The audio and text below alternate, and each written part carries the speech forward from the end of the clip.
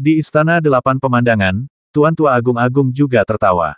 Pertama, harta karun Kardinal Intrinsik Conate, dan sekarang harta karun Kardinal Merit. Si berandal Qin Yun ini sungguh mengesankan. Mungkin dia punya kesempatan untuk selamat dari kesengsaraan terakhir Sang Abadi Keliling.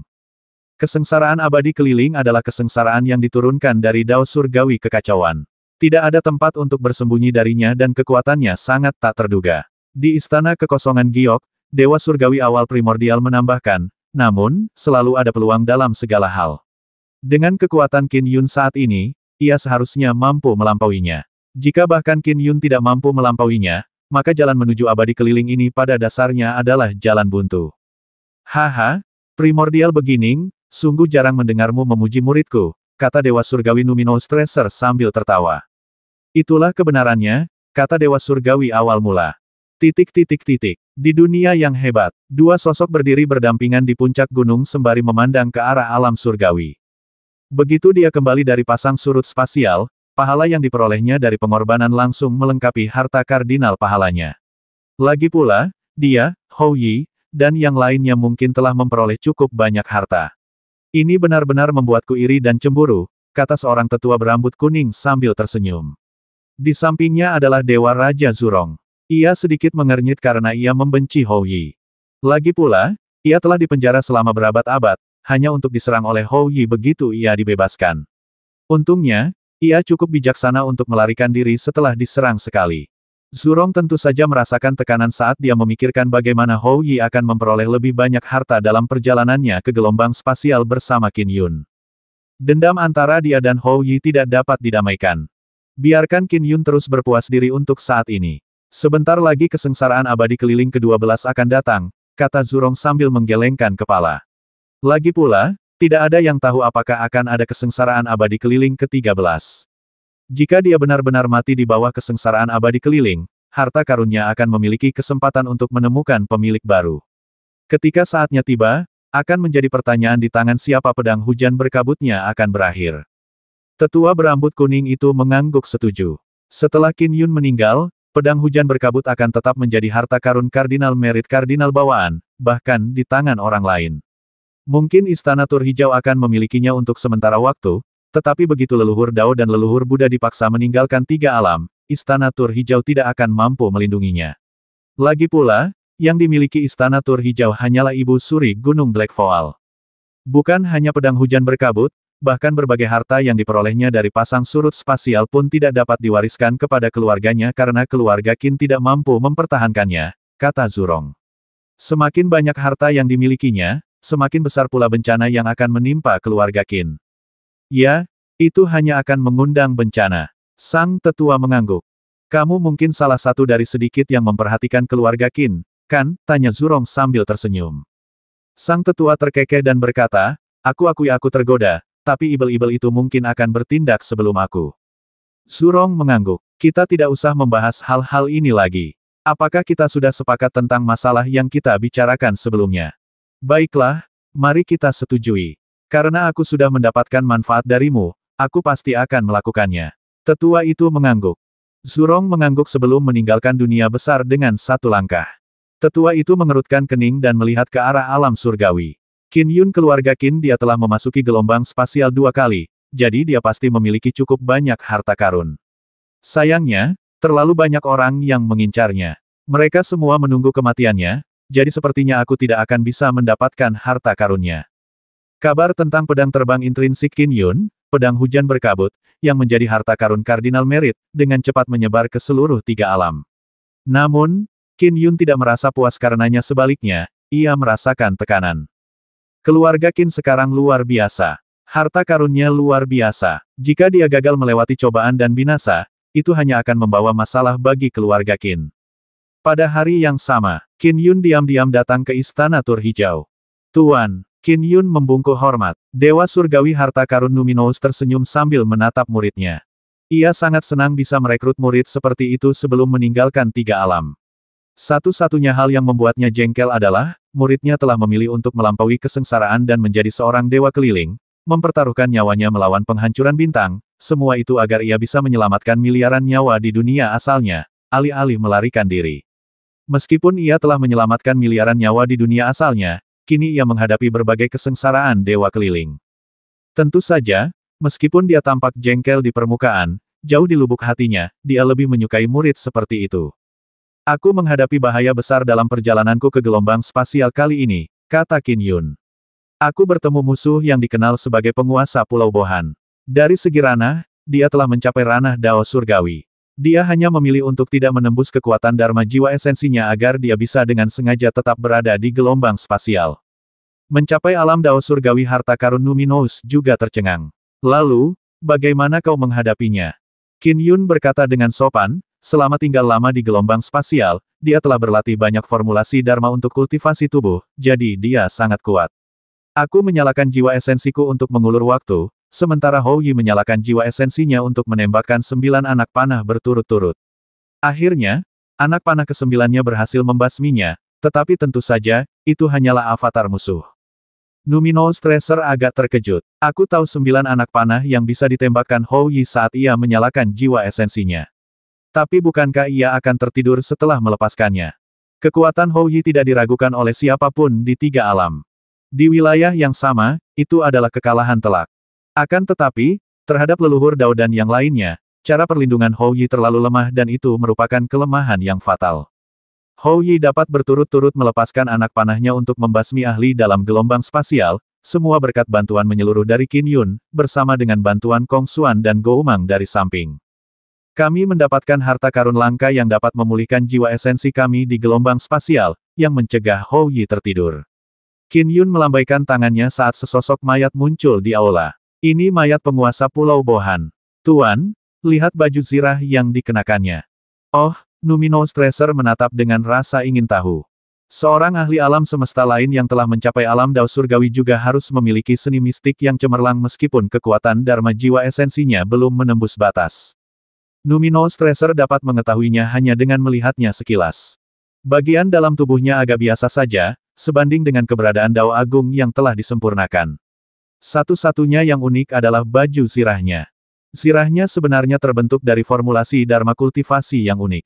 Numinous Tracer langsung menyadarinya saat ia berkata dengan terkejut, dengan kekuatan Dharma seorang Dewa Emas, ia mengolah zirah yang mampu menahan panah ke-8 Hou Yi yang bertubi-tubi. Jika ia berhasil menembus kekuatan dharmanya, zirah ini mungkin akan menjadi lebih kuat lagi. Baju zirah ini memang luar biasa, kata Qin Yun. Hou Yi, Kong Xuan, Goumang, dan aku juga mempelajarinya dalam perjalanan pulang, tetapi kami gagal memahaminya. Jelas kalian semua tidak bisa memahaminya. Zirah ini berisi jimat mistik yang telah mencapai alam Dao Surgawi. Ya, metode ini memang berbeda dari apapun di 3 alam kita. Numinous Tracer cukup terkejut saat mengamati tubuh itu. Teknik pertahanan yang sangat unik. Aku bisa meminta Primordial Beginning dan Elderly Lord untuk datang melihatnya juga. Jika kita bisa menemukan beberapa formulasi Dharma, itu akan menambah 1 garis keturunan lagi ke 3 alam kita. Qin Yun juga mengerti. Sangat mustahil untuk sepenuhnya memulihkan baju zirah luar alam Dao Surgawi dengan hanya mayat biasa. Namun, pada akhirnya itu adalah teknik mistik alam Dao Surgawi. Ia percaya bahwa itu akan membantu leluhur Dao dan leluhur Buddha. Gurunya dan yang lainnya harus meninggalkan 3 alam di masa depan. Oleh karena itu, setiap bantuan sangat berarti. Kalau begitu, aku permisi dulu, kata Qin Yun. Terima kasih atas ini. Saat kau kembali, bersiaplah menghadapi kesengsaraan yang akan datang dengan tenang. Lagi pula, hanya ada beberapa ratus tahun tersisa, kata Numinous Tracer. Ya, kata Qin Yun sopan.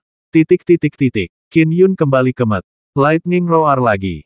Malam telah berlalu dan matahari terbit, menyebarkan sinarnya melalui jendela ke atas meja. Qin Yun duduk di depan mejanya, membaca buku-buku teknik pedang yang telah ia tulis sebelumnya sambil berpikir, aku hanya punya 1 buah pencerahan roh paling berharga yang kudapatkan di pasang surut spasial. Aku harus menggunakannya di saat yang paling tepat. Aku tidak terburu-buru untuk menyendiri. Sebaiknya aku meluangkan waktu untuk merapikan dan mengkurasi dao pedang yang telah kukembangkan hingga saat ini dan menulis buku lengkap dao pedang hujan berkabut. Bahkan jika aku mati di masa depan, buku ini bisa diwariskan. Lebih jauh lagi, dengan merapikan semuanya dan menulis buku panduan lengkap pedang hujan berkabut, aku akan bisa menggunakan buah pencerahan roh untuk memasuki tahap pencerahan, sehingga efeknya akan semakin baik. Saya masih memiliki 800 tahun lagi. Ada cukup waktu. Setelah menentukan rencana, Qin Yun menenangkan hatinya dan meneliti dao pedangnya saat ia mulai menulis manual dao pedang hujan berkabut yang lengkap dengan fokus penuh. Kultivasi tidak mengenal waktu. Saat Qin Yun fokus menulis pedang dao hujan berkabut, 126 tahun berlalu dalam sekejap mata. 126 tahun itu adalah hari-harinya yang paling santai. Setiap hari, ia akan menemani istrinya berjalan-jalan, menasihati Meng Huan, Qin Yiyi, Qin Yuluo, murid rubah berekor 9-nya, Qing Xuang, dan yang lainnya. Meskipun ia hanya memberi petunjuk sekilas, ia terus merenungkan kedalaman ilmu pedang hujan berkabut dalam benaknya. Di malam hari, ia akan menulis buku panduan ilmu pedang hujan berkabut sendirian di ruang kerjanya. Hari-hari ini merupakan hari yang sangat langka bagi keluarga Qin dan murid-murid Qin Yun. Tian Huang, kau benar-benar bodoh. Kau masih tidak mengerti, teriak Qin Yun frustrasi. Tuan, tenanglah, tenanglah, kata seorang pria kekar beralis tebal sambil tersenyum menyanjung. Saya agak bodoh. Beri saya waktu untuk memikirkannya, dan saya pasti akan menemukan solusinya. Tian Huang adalah salah satu dari 3 murid yang ia rekrut ketika ia mendirikan galeri pedang hujan berkabut di sebuah negara selatan kecil di alam surgawi. Ia juga mewariskan 3 warisan dao pedang kepada ketiga muridnya dan memerintahkan mereka untuk mencarinya ketika mereka mencapai alam langit abadi tingkat ke-6. Namun hingga saat ini, hanya Tian Huang, yang tampak paling sederhana dan jujur, yang pertama mencapai alam langit abadi tingkat ke-6. Di alam ini, ia dengan mudah mempelajari raungan gunung petir yang agung di alam surgawi. Tian Huang terkejut ketika mengetahui bahwa gurunya adalah Dewa Pedang Qin. Pedang abadi Qin telah menyapu bersih ibel yang tak terhitung jumlahnya di 3 alam hanya dengan kekuatannya sendiri. Dia tidak diragukan lagi adalah pendekar pedang abadi terkuat di 3 alam. Di antara kalian bertiga, aku paling mengagumi Jin Yu. Aku tak pernah menyangka kau akan menerobos lebih dulu sementara mereka masih terjebak di langit ketiga, kata Qin Yun. Aku telah mengajarimu lebih banyak akhir-akhir ini, jadi aku semakin menuntutmu. Tak perlu cemas. Ingat apa yang kuajarkan padamu, resapi perlahan, dan pahamilah. Baik, Guru, jawab Tian Huang dengan patuh. Selama beberapa abad ke depan, aku akan mengasingkan diri dan tidak punya waktu untuk mengajarimu lagi, kata Qin Yun. Mengasingkan diri selama beberapa abad, Tian Huang terkejut. Dia jelas tahu bahwa gurunya adalah seorang dewa keliling dan bahwa dia memiliki waktu sekitar 6 abad lebih sedikit sebelum kesengsaraan dewa kelilingnya yang ke-12.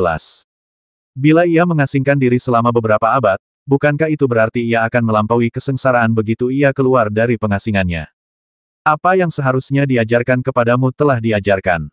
Aku hanya tidak yakin apakah aku masih punya kesempatan untuk mengajari Jin Yu dan Fan Yong, kata Qin Yun sambil berbalik untuk pergi. Guru, Anda pasti punya kesempatan, kata Tian Huang segera. Ia telah berada di bawah asuhan Qin Yun sejak usia 6 tahun. Ia memperlakukan gurunya seperti ayahnya sendiri, jadi wajar saja jika ia tidak ingin gurunya mati karena kegagalan dalam ujian. Sebelum Qin Yun mengasingkan diri, ia banyak mengajar Qin Yiyi, Meng Huan, Qin Yuluo, dan Qing Xuang. Lagi pula, ia khawatir tak punya waktu lagi untuk mengajar mereka sebelum kesengsaraannya. Saudara Yun, sebaiknya kau mengasingkan diri. Mengapa kau menghabiskan begitu banyak waktu dan tenaga untuk mengajar mereka? Yi Xiao tak kuasa menahan diri untuk bertanya. Serahkan saja buku panduan kultivasi itu kepada mereka. Kultivasimu sangat penting. Bagaimana pencerahan diri dari sebuah manual bisa dibandingkan dengan ajaran seorang master, tanya Qin Yun. Sayangnya, saya belum menemukan Dao Agung untuk Dao Yin Yang, jadi saya tidak punya cara untuk mengajari Qing Xuang jalan yang dapat mengarah ke Dao Agung keabadian emas. Dahulu kala, Qin Yun telah mencapai batas Dao Yin Yang di tingkat Sky Immortal. Namun kini, ia masih terjebak di batas tersebut. Qin Yun telah mengajarkan cukup banyak ilmu pedang dari Dao Yin Yang kepada murid perempuannya, Qing Xuang, dan banyak di antaranya memiliki kekuatan yang hampir mencapai alam abadi emas. Namun, ilmu pedang tersebut pada akhirnya gagal menjadi ilmu pedang Dao Agung karena Dao Yin Yang-nya belum mencapai tingkat Dao Agung. Kamu sudah melakukannya dengan sangat baik. Banyak master tidak berusaha sekeras itu, kata Yi Xiao. Xiao, aku tidak bisa memprediksi berapa lama aku akan menjalani retret ini. Qin Yun menatap istrinya. Lagi pula, begitu aku memasuki tahap pencerahan, aku tidak akan bisa melacak waktu. Aku bahkan mungkin akan keluar dari retret tepat sebelum masa kesengsaraan. Kultivasi rahasiamu adalah yang terpenting. Yi Xiao dipenuhi kekhawatiran. Waktu yang ditentukan sudah dekat. Bisakah saudara Yun melampaui kesengsaraan abadi keliling yang terakhir. Aku serahkan semuanya padamu. Qin Yun memeluk istrinya dengan lembut sementara Yi Xiao membalas pelukannya. Setelah sekian lama, Qin Yun melepaskan istrinya dan berbalik untuk memasuki sebuah ruangan. Pintu ruangan ditutup. Yi Xiao berdiri di luar pintu sambil menonton sementara Qin Yun sudah duduk bersila di dalam ruangan. 126 tahun yang dihabiskannya untuk menyusun dan menulis buku panduan pedang hujan berkabut membuat Qin Yun benar-benar merenungkan semua yang ia ketahui. Ia bahkan memperoleh pemahaman tentang arah yang harus ia ambil untuk pedang daunnya. Jika ia memiliki waktu kultivasi yang panjang, ia bisa melakukannya secara perlahan. Namun, ia tidak punya banyak waktu tersisa. Buah pencerahan roh. Qin Yun mengulurkan tangannya, dan sebuah buah bening melayang di atas telapak tangannya. Buah itu memiliki pusaran berkilau di sekelilingnya, dan daging buahnya terlihat jelas. Ini adalah buah pencerah roh, buah suci paling berharga bahkan dalam legenda pasang surut spasial. Banyak sekali kultivator dari alam semesta lain yang tergila-gila padanya. Waktunya mulai. Qin Yun membuka mulutnya dan melahap buah itu bulat-bulat. Daging buahnya meleleh di mulutnya, dan rasa manis dan asam yang aneh terpancar di dalamnya. Energi tak berbentuk mengalir deras ke jiwa esensinya. Qin Yun hanya merasakan semangatnya tersentak. Bahkan lebih ajaib daripada berkultivasi di kolam Dharma segudang milik gurunya. Qin Yun hanya merasa bahwa jiwa esensinya telah memasuki kondisi khusus. Dan pada saat itu, semua pemikirannya dari 126 tahun terakhir dengan cepat menyatu dan membentuk ide-ide baru.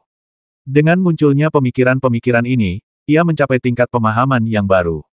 Keadaan pencerahan. Itu adalah kilatan kecerdasan yang terjadi setelah bertahun-tahun terkumpul, yang memungkinkan seseorang untuk mengungkap segala macam misteri yang mendalam.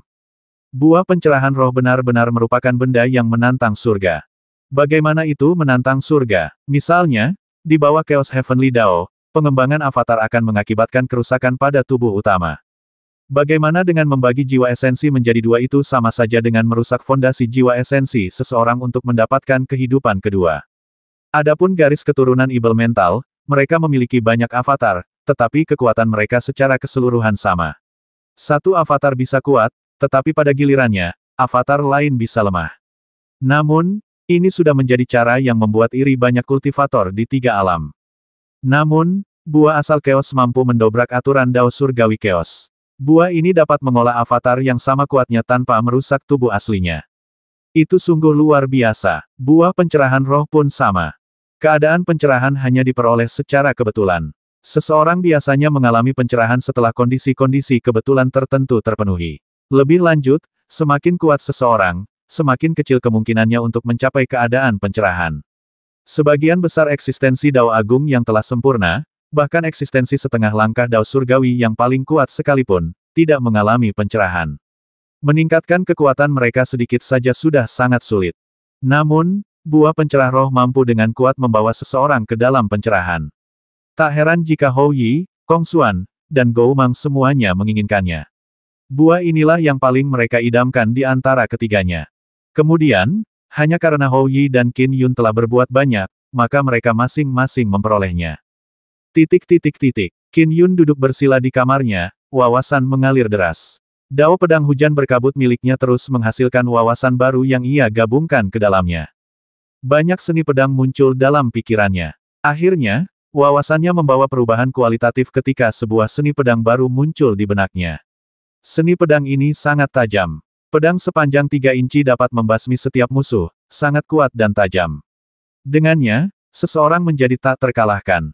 Dao dari yang tertinggi. Dia merasa agak gembira saat mengetahui puncak Dao Agung dari yang tertinggi. Akan tetapi, berbagai wawasannya terus menanisir diri saat Qin Yun benar-benar membenamkan dirinya dalam keadaan pencerahannya. Tahun-tahun berlalu sementara Qin Yun tetap berada dalam keadaan pencerahan dalam pengasingannya. Dalam sekejap mata, 5 abad telah berlalu. Setelah mencapai pencerahan, semua masalah yang sebelumnya menghambatnya selama kultivasi dengan cepat teratasi. Ia mengatasi hambatannya dan menikmati peningkatan yang pesat. Pada tahun pertama pengasingannya, ia mengatasi hambatan dan menemukan puncak Dao Agung, Dao dari yang tertinggi. Pada tahun ke-8 pengasingannya, dia menemukan puncak Dao Agung lainnya, Dao Yin tertinggi. Setelah itu, dilakukan peningkatan pada Misty Rain Arai.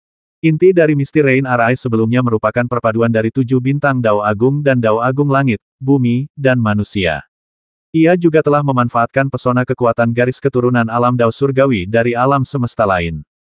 Karena ia harus bergantung pada Misty Rain Arai untuk bertahan dari kesengsaraan dewa keliling, Qin Yun telah mencurahkan sebagian besar usahanya selama beberapa milenium terakhir untuk itu. Ia tentu saja memiliki banyak ide tentang bagaimana mengembangkannya lebih lanjut, tetapi banyak pertanyaan juga muncul. Banyak di antaranya berasal dari kekuatan garis keturunan alam Dao Surgawi. Ia juga telah merujuk pada kekuatan garis keturunan Pangu, tetapi hal yang sama, hal itu menimbulkan lebih banyak pertanyaan. Dalam keadaan pencerahannya, banyak masalah tersebut terselesaikan. Ia memperoleh wawasan baru tentang perpaduan 7 bintang Dao Agung dan Dao Agung Langit, manusia, dan bumi. Efek perpaduan tersebut menjadi lebih baik. Dia memiliki lebih banyak wawasan terhadap kekuatan garis keturunan alam Dao Surgawi, serta sedikit wawasan terhadap kekuatan garis keturunan Pangu. Ini secara alami menyatu ke dalam Misty Rain Arai, menyebabkan Misty Rain Arai terus bermetamorfosis. Di dalam ruangan itu, tercium aroma harum yang samar-samar. Qin Yun, yang sedang duduk bersila, telah berada dalam kondisi itu selama 5 abad. Pada saat itu, kelopak matanya sedikit bergetar sebelum ia membuka matanya. Pencerahan telah berakhir hanya dalam waktu sesingkat ini, gumam Qin Yun. Dengan pikiran, ia menemukan waktu saat ini melalui sungai waktu dan akhirnya menertawakan dirinya sendiri. Sudah 5 abad waktu saat berada dalam pencerahan berlalu terlalu cepat. Kadangkala, seseorang akan merasa waktu berlalu sangat lambat. Di waktu lain, kita akan merasa waktu berlalu begitu cepat. Hal yang sama terjadi saat kita berada dalam tahap pencerahan.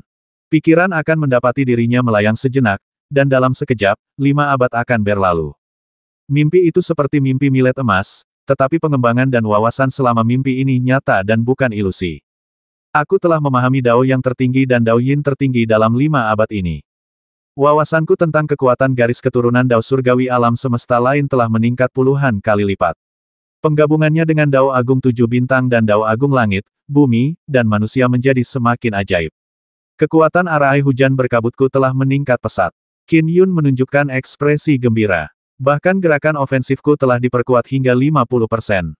Pertahanan arai pedangku telah ditingkatkan lebih dari 1 kali lipat. Di wilayahnya, perbaikan sekecil apapun sangat sulit. Meskipun sebelumnya ia tidak terlalu banyak mengerahkan upaya untuk meningkatkan kemampuan ofensifnya, ia tetap menemukan 1 atau 2 hal. Sebagai seorang pendekar pedang abadi yang seharusnya piawai dalam menyerang, kondisi pencerahannya dengan mudah meningkatkan kemampuan ofensifnya hingga 50%.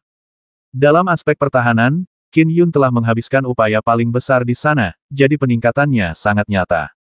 Sayang sekali, sebelumnya saya percaya mustahil bagi saya untuk memahami Dao Agung yang sempurna dalam waktu singkat. Meskipun saya telah berusaha keras dalam Dao Yin dan Yang, saya tidak memperoleh banyak wawasan di dalamnya. Qin Yun menggelengkan kepalanya. Kali ini, saya hanya berhasil memahami Dao yang tertinggi dan Yin tertinggi, tetapi gagal menyatukan kedua Dao tersebut. Yin tertinggi dan Yang tertinggi bersama dengan perpaduan Yin Yang. Ketiganya menyatu. Itulah Dao Agung Yin dan Yang. Meski begitu, Dao Yin tertinggi dan Dao Yang tertinggi sangat penting bagiku. Qin Yun memancarkan tatapan penuh harap. Dulu ketika Pangu membelah alam semesta, itulah tanda awal mula. Alam semesta terbagi menjadi Yin dan Yang. Ketika keduanya bersatu, terbentuklah petir, angin, sinar matahari, hujan, dan segudang elemen. Cara kerja segudang benda di langit dan bumi adalah kuncinya. Mereka secara alami dapat menyatu dengan Dao pedangku. Lebih jauh lagi, itu akan sangat membantu Dao pedangku. Sayangnya, pencerahan saya telah berakhir. Selanjutnya, saya harus perlahan-lahan mencari tahu sendiri. Syukurlah, aku masih punya waktu sekitar 1 abad sebelum masa kesengsaraan. Qin Yun terus berkultivasi. Tujuannya kali ini adalah untuk meningkatkan Misty Rain Arai dengan menyatukan 2 Dao Agung Yin tertinggi dan Dao Agung Yang dengan Dao Agung 7 bintang dan Dao Agung Langit, Bumi, dan Manusia.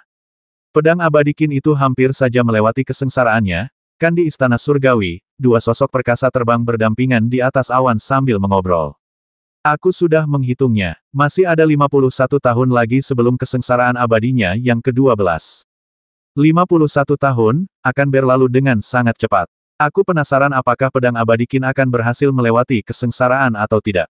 Banyak rekan Taois mengatakan bahwa, berdasarkan kekuatan kesengsaraan Dewa Keliling, kesengsaraan Dewa Keliling ke-12 mungkin membutuhkan alam Dao Surgawi untuk bertahan melawannya. Selalu ada hikmah di balik Dao Surgawi. Kesengsaraan abadi keliling seharusnya tidak sekuat itu. Mari kita lihat bagaimana perkembangannya. Ini masalah yang sangat penting di seluruh tiga alam. Kedua sosok perkasa itu terbang lewat sambil berbincang-bincang. Menjelang hari kesengsaraan Qin Yun, banyak tokoh perkasa di tiga alam sering menyebut-nyebut Dewa Pedang Qin. Bahkan banyak Dewa Langit dan Ibel Langit tahu bahwa kesengsaraan Dewa Keliling ke-12 dari Dewa Pedang Qin sudah dekat. Bahkan para leluhur Dao dan leluhur Buddha yang agung pun memperhatikan Qin Yun, terutama leluhur Dao harta karun Numinous. Bagaimanapun, Qin Yun adalah muridnya, murid yang paling memenuhi syarat untuk mewarisi gelar Master Sekte Istana Tur Hijau. Namun, tak seorang pun bisa membantu Qin Yun. Demikian pula, tak seorang pun bisa menghentikan Qin Yun. Di bawah kesengsaraan Sang Abadi Keliling, tidak seorang pun mencoba mengacaukan segalanya karena melibatkan diri mereka sendiri mungkin akan mengakibatkan mereka menderita kesengsaraan surgawi. Kenapa ayah tidak keluar dari pengasingan di kediaman Qin di Gunung Raungan Petir? Meng Huan telah tinggal di sana selama ini. Ia mengkhawatirkan ayahnya. Masih ada 39 tahun lagi menuju masa kesengsaraan. Apakah ayah akan menunggu sampai hari terakhir sebelum masa kesengsaraan?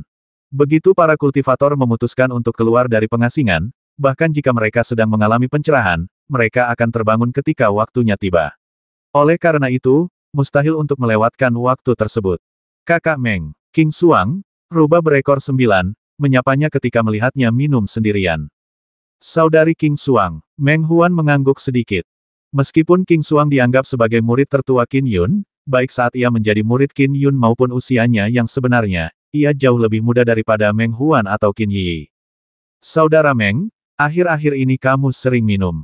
Ini tidak seperti biasanya, kata King Xuang sambil tersenyum. Tidak sepertiku, tanya Meng Huan. Seperti apa aku? Soal ketekunan dalam berkultivasi, kau jauh lebih baik daripada kami. Kau menghabiskan sebagian besar hari berlatih pedang, tapi akhir-akhir ini kau sering minum. Aku hampir tidak pernah melihatmu berlatih pedang lagi. Aku tidak bisa menenangkan hatiku. Meng Huan meneguk alkoholnya lagi. Semakin dekat dengan hari kesengsaraan ayah, semakin sulit bagiku untuk menenangkan hatiku. Saudara Meng, sosok seperti apa guru itu? Dia adalah seseorang yang telah menaklukkan Ibel di tiga alam sendirian. Dia pasti akan mampu mengatasi kesengsaraan itu. Ya, jawab Meng Huan. King Xuang menghela napas penuh penyesalan. Kekhawatiran telah mengacaukan emosinya. Selama beberapa hari terakhir, istri majikannya, saudara Meng, Qin Yi, dan yang lainnya sedang tidak dalam kondisi terbaik. Oh, Meng Huan tiba-tiba menoleh saat merasakan sesuatu. Ayah sedang keluar. Dengan sekejap, dia lenyap. Tuan sedang keluar, King Xuang juga bergegas mendekat. Sekelompok orang datang untuk menyambut Qin Yun. Ketika Qin Yun memandang semua orang, ia melihat orang tuanya. Karena kesengsaraan abadi keliling terakhir semakin dekat, Qin Liehu dan istrinya bergegas dari dunia Chang Agung. Putra mereka adalah Dewa Pedang Qin yang terkenal di tiga alam, tetapi pada dasarnya ia adalah putra mereka, jadi mereka mengkhawatirkannya. Tentu saja, pasangan itu telah lama menjadi Dewa Langit yang riang karena putra mereka. Di tiga alam, ada lebih dari satu harta karun yang memungkinkan seseorang untuk langsung menjadi Dewa Langit. Mendapatkannya tentu saja tidak sulit bagi Qin Yun.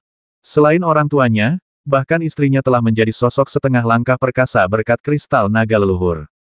Ayah, ibu, kalian berdua berasal dari dunia Great Chang, tanya Qin Yun segera. Kami tahu hari kesengsaraanmu sudah dekat. Meskipun kami tidak ingin mengganggumu, kami tetap berpikir untuk datang. Karena itu, kami meminta Zhang, leluhur dari cabang Divine Firmament, untuk mengirim kami ke sini, kata Qin Liehu. Di sampingnya, Changlan berkata, kau tidak perlu repot-repot dengan kami. Tenangkan dirimu dan bersiaplah untuk kesengsaraan. Qin Yun tersenyum. Tidak banyak yang tersisa. Aku bisa mengajak kalian berdua berkeliling alam surgawi. Alam ini jauh lebih besar daripada dunia Chang Agung dan banyak tempat yang layak dikunjungi. Memang, setelah mencapai tahap ini, ia hanya membutuhkan 39 tahun untuk melampaui kesengsaraannya. Mustahil baginya untuk mengembangkan dirinya lebih jauh dalam 39 tahun yang singkat itu.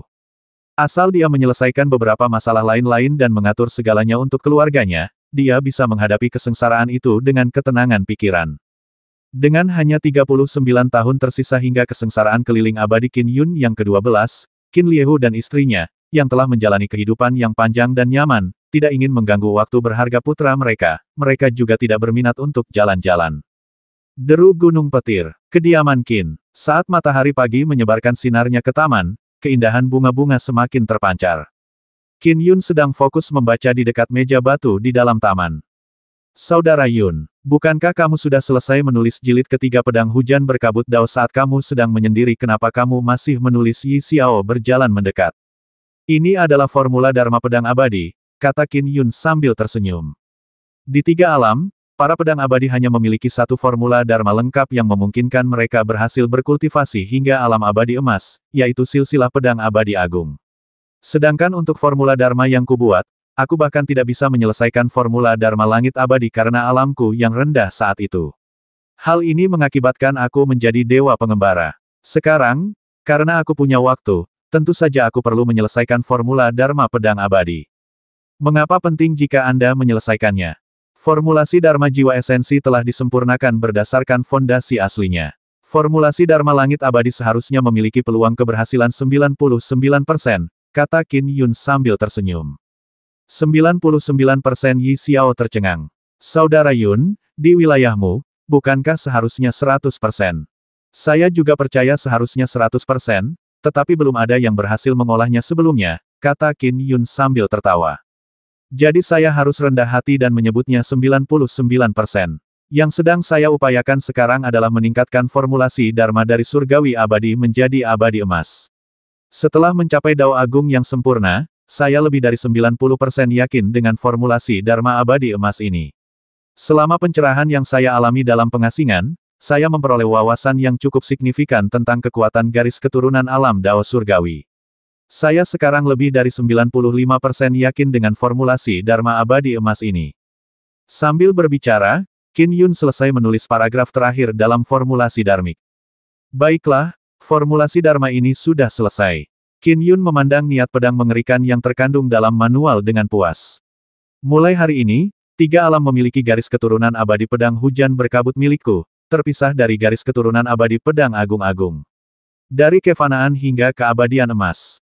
Hanya dengan formulasi Dharmik yang lengkap, dia dapat disamakan dengan garis keturunan pedang agung-agung yang abadi. Nantinya, salinan buku panduan Dao Pedang dan formula Dharma pedang abadi milikku akan ditinggalkan di Istana Tur Hijau, kata Qin Yun. Seperti kakak senior Gunung Black Voal dan yang lainnya, mereka semua telah meninggalkan konsep Dao Agung terbaik mereka di Istana Tur Hijau. Tentu saja, ini semua adalah formulasi Dharma fundamental. Hal-hal seperti pedang Dao 7 bintang, pedang Dao Yin tertinggi, pedang Dao yang tertinggi, pedang hujan berkabut, adalah seni turunan, jadi tidak perlu ditinggalkan di Istana Tur Hijau, kata Qin Yun. Seni turunan ini akan menjadi milik eksklusif Raungan Gunung Petirku. Di masa depan, seni ini dapat diwariskan kepada keturunan dan murid keluarga Qin.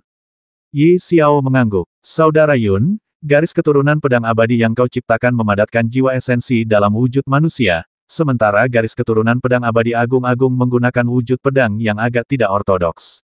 Karena itu, garis keturunan kami dianggap lebih ortodoks. Sayangnya, belum ada yang mengolah formula Dharma pedang abadi yang kau ciptakan. Benar, Qin Yun merasakan emosi yang campur aduk.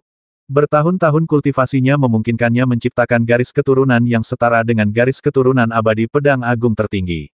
Itu adalah sesuatu yang ia banggakan, dan sesuatu yang telah ia curahkan dengan darah dan air mata. Akan tetapi, tidak ada seorang pun yang dapat menggantikan perannya.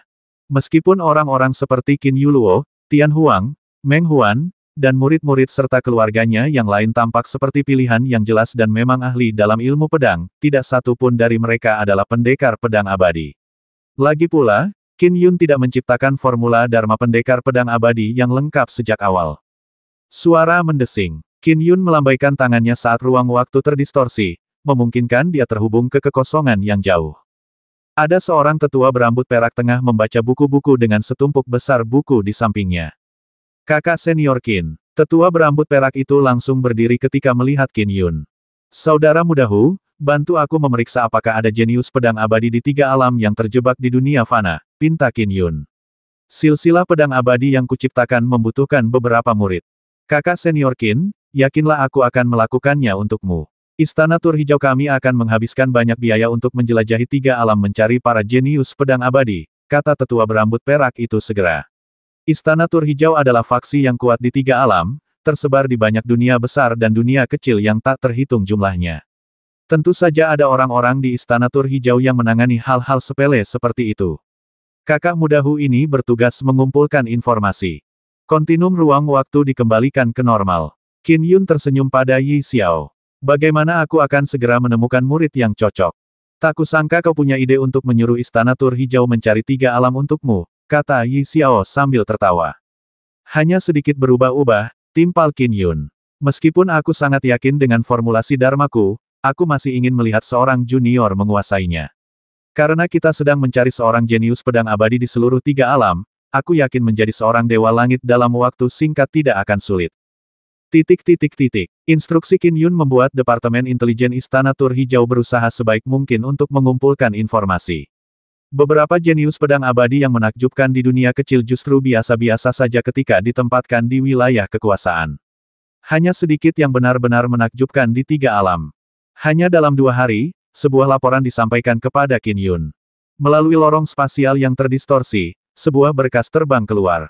Tetua berambut perak itu berkata dengan sopan, "Saudara senior Qin, tercatat dalam berkas itu 19 jenius pedang abadi dari 3 alam yang terjebak di dunia fana. Mereka semua berkultivasi dalam formula Dharma pedang abadi dan tidak dapat beralih ke formula Dharma lainnya." Baiklah, Qin Yun menerima berkas itu. Lorong spasial itu menghilang saat Qin Yun melihatnya dengan saksama. 19 orang jenius. Sebagian datangnya dari alam surgawi sementara sebagian lainnya datang dari berbagai wilayah kekuasaan. Bian Hanyu setelah melihat laporan itu, ia langsung merasakan hubungan karma. Qin Yun mendongak ke kejauhan dan melihat wanita bernama Bian Hanyu di alam semesta yang jauh.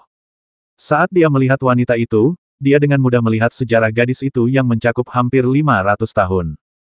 Di hadapan sosok seperti Qin Yun, bahkan tokoh perkasa biasa pun tidak dapat menyembunyikan sejarah mereka, apalagi seorang manusia biasa.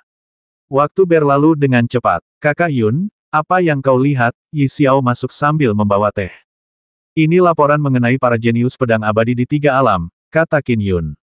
Aku akan menelusuri masa lalu setiap jenius pedang abadi di berkas ini melalui sungai waktu. Lagi pula, informasi yang dikumpulkan berasal dari faksi-faksi di bawah Istana Tur Hijau. Detailnya tidak bisa sepenuhnya dipercaya. Bagaimana? Tanya Yi Xiao. Saya sudah membaca semuanya, dan saya cukup puas dengan 2 di antaranya, kata Qin Yun sambil tertawa. Salah satunya adalah seorang pendekar pedang wanita bernama Bian Hanyu, dan yang satunya lagi adalah seorang pendekar pedang muda bernama Yu Gufeng. Yi Xiao mengambil berkas itu dan membacanya. Ia segera menemukan catatan Bian Hanyu dan Yu Gufeng, lalu berkata dengan takjub, Bian Hanyu ini hampir berusia 500 tahun. Dia hampir di akhir hayatnya. Mortal Conate Golden Cores hanya dapat hidup hingga 500 tahun. Ya, dialah yang memiliki ranah tertinggi di antara 19 jenius pedang abadi. Dia telah mencapai ranah langit abadi tahap tengah, kata Qin Yun. Banyak dewa yang memiliki hubungan baik dengannya, telah setuju untuk mengawasinya setelah dia bereinkarnasi. Yu Gufeng ini juga sangat hebat. Hanya dalam 200 tahun kultivasi, alamnya sudah berada di tahap awal alam abadi langit, kata Yi Xiao. Ayo kita lihat keduanya, kata Qin Yun sambil tersenyum. Mata Yi Xiao berbinar. Baiklah, ayo pergi. Keduanya lenyap dari ruang belajar dan menuju ke dunia besar yang jauh. Di Nine Mills Great World, sebuah danau tanpa nama. Qin Yun dan Yi Xiao muncul entah dari mana. Ini Bian Hanyu. Qin Yun memandang ke kejauhan, di mana terdapat sebuah gubuk bambu di tepi danau. Di depan gubuk itu terdapat seorang wanita berjubah hitam yang sedang membaca dengan santai. Di dekat kakinya terdapat seekor kucing hitam berbulu berkilau yang sedang tidur nyenyak. Di pelukannya terdapat seekor kucing belang yang gemuk, dan di tepi danau, terdapat seekor kucing seputih salju yang sedang berusaha menangkap ikan. Dia sangat menyukai kucing. Ketiga kucing ini semuanya adalah ibel kucing, kata Yi Xiao. Mereka sudah berada di alam jiwa esensi. Itulah sebabnya Bian Hanyu juga dikenal sebagai kucing pedang abadi, kata Qin Yun sambil tertawa. Kau datang dengan tujuan menjadi tuannya, siapa tahu apakah dia bersedia menerimamu sebagai tuannya, sindir Yi Xiao. Qin Yun sedikit terkejut. Kabar tentang keberhasilannya melewati kesengsaraan abadi keliling tersebar bahkan di antara para dewa langit dan ibel langit. Karena Bian Hanyu memiliki kenalan di alam dewa langit, ia tentu tahu tentang dewa pedang Qin.